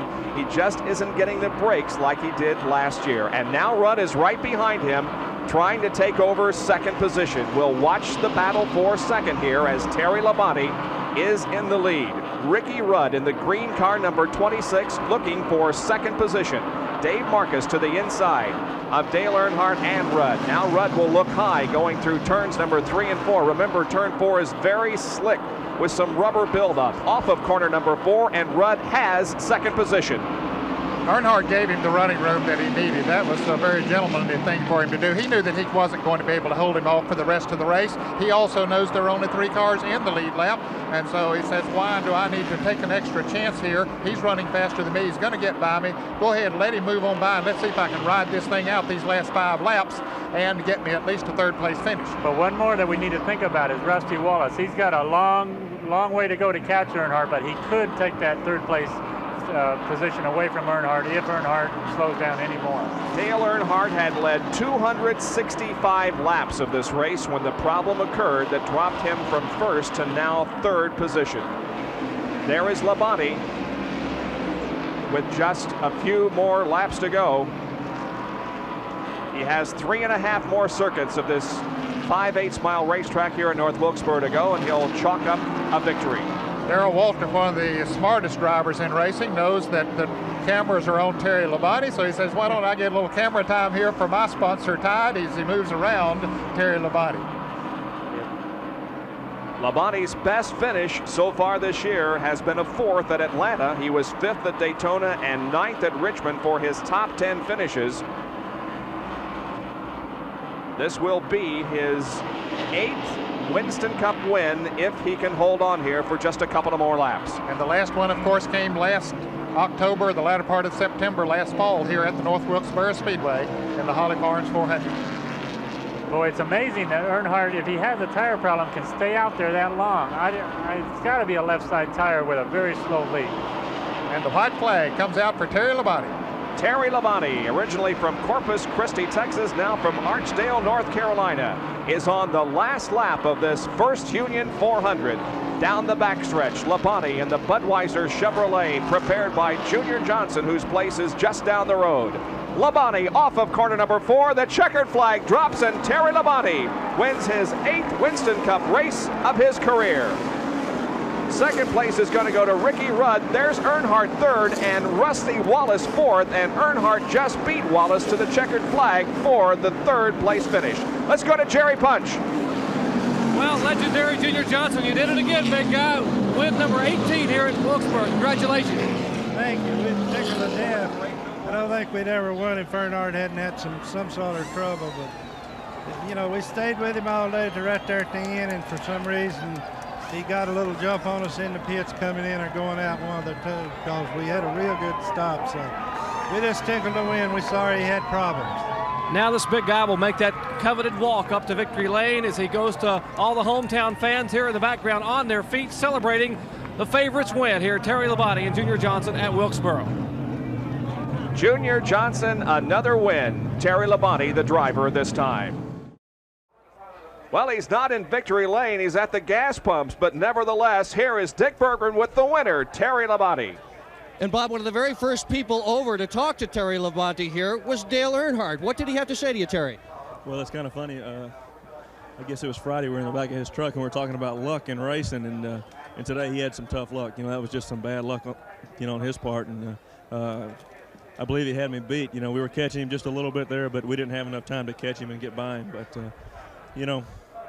we were there when it counted, and maybe that means our luck's changed for us. You know, usually something like that would happen to him, would happen to us, but today it went the other way. So, we're just tickled because the Budweiser Chevy ran super all day, and we were able to, pull it off at the end. Well, you almost had some tough luck right there at the beginning when you tagged the wall trying to get around Earnhardt. What were your thoughts on? You almost collected the wall just as you did last year. Well, I know it. We were trying to pass a lap car there, and the guy wouldn't, give neither one of us any room, and he's blocking both of us, and I thought I could get him on the outside, and I got in the wall. Terry Labonte standing here by the gas pumps. He is the winner. Jerry Punch, who have you got? Well, I've got a man who dominated most of the afternoon, Dale Earnhardt, and Dale climbed out of the car, and the first person he went and shook his hand was Terry Labonte. Quite an act of sportsmanship, Dale. Looked like you had him covered, though.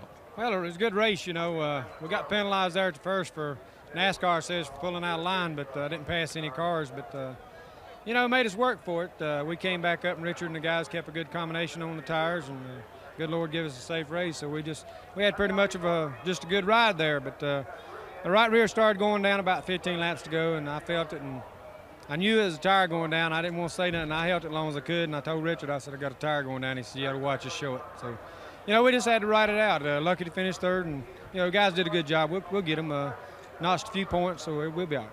He had a heck of a battle here in the pits between Shelmerdine and Brewer. These guys back and forth. You'd beat them out one time, they'd beat you out again. I mean, a super job on the pits as always, by the Goodrich crew. Well, that's true. I tell you, you got to thank Kirk and Richard on that one stop. We were in the back. We went to the back with the black flag situation, and they called me in early, and on that first caution, the caution just came out, and they called me in. They got the tires changed and back out before anybody else came in the pits, and we sat in there leading the race, and we came back from like 13th or something, So the guys worked hard all day, and they beat them in and out all but one stop, and we had a leg nut hung up, and other than that, we had good stops all day.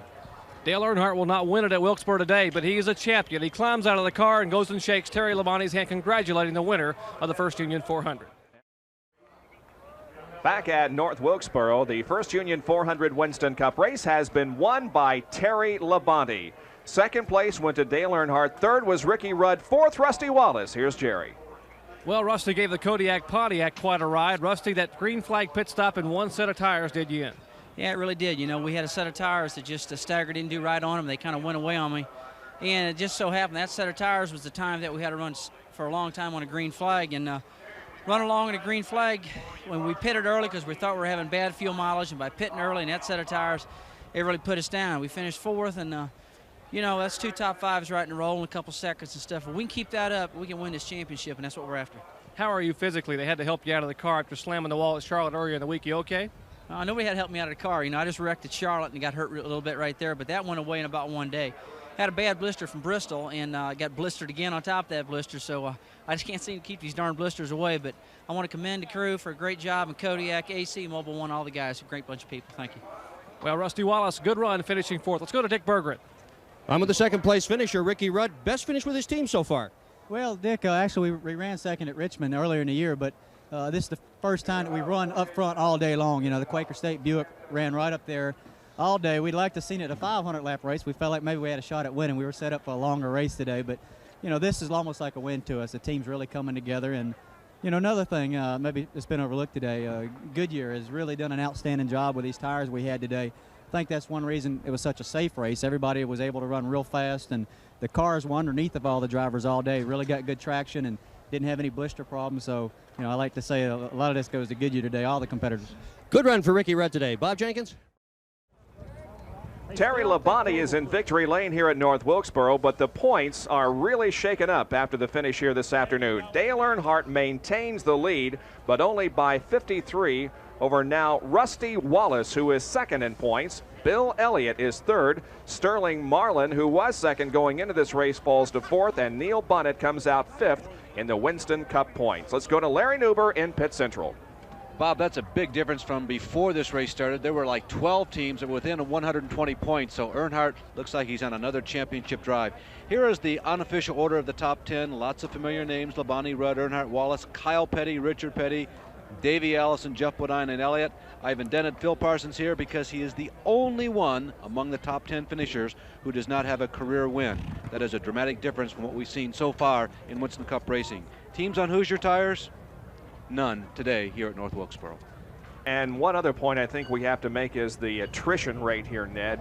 Only 3 cars dropped out of this race. I can't remember a race, Bob, where there were just 3 cars that dropped out of a race. 400 laps on a demanding track like North Wilkesboro here. That's a tribute to the mechanics who put these cars together and a tribute to the drivers who drove them around here all afternoon on a very slick racetrack, and just 3 of them sitting in the pits at the end of the race.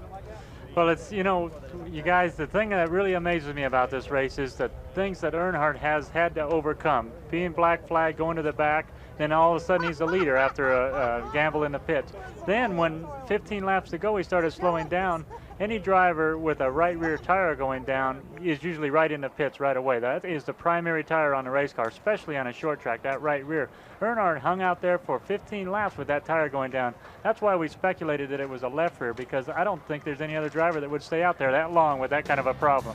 Well, it's been an exciting afternoon of racing here at North Wilkesboro. Once again, Terry Labonte wins this race after Dale Earnhardt suffered some tire problems with less than 20 laps to go. It's Terry Labonte's first win of the 1988 Winston Cup season. Our congratulations to him and to all of the competitors in today's race.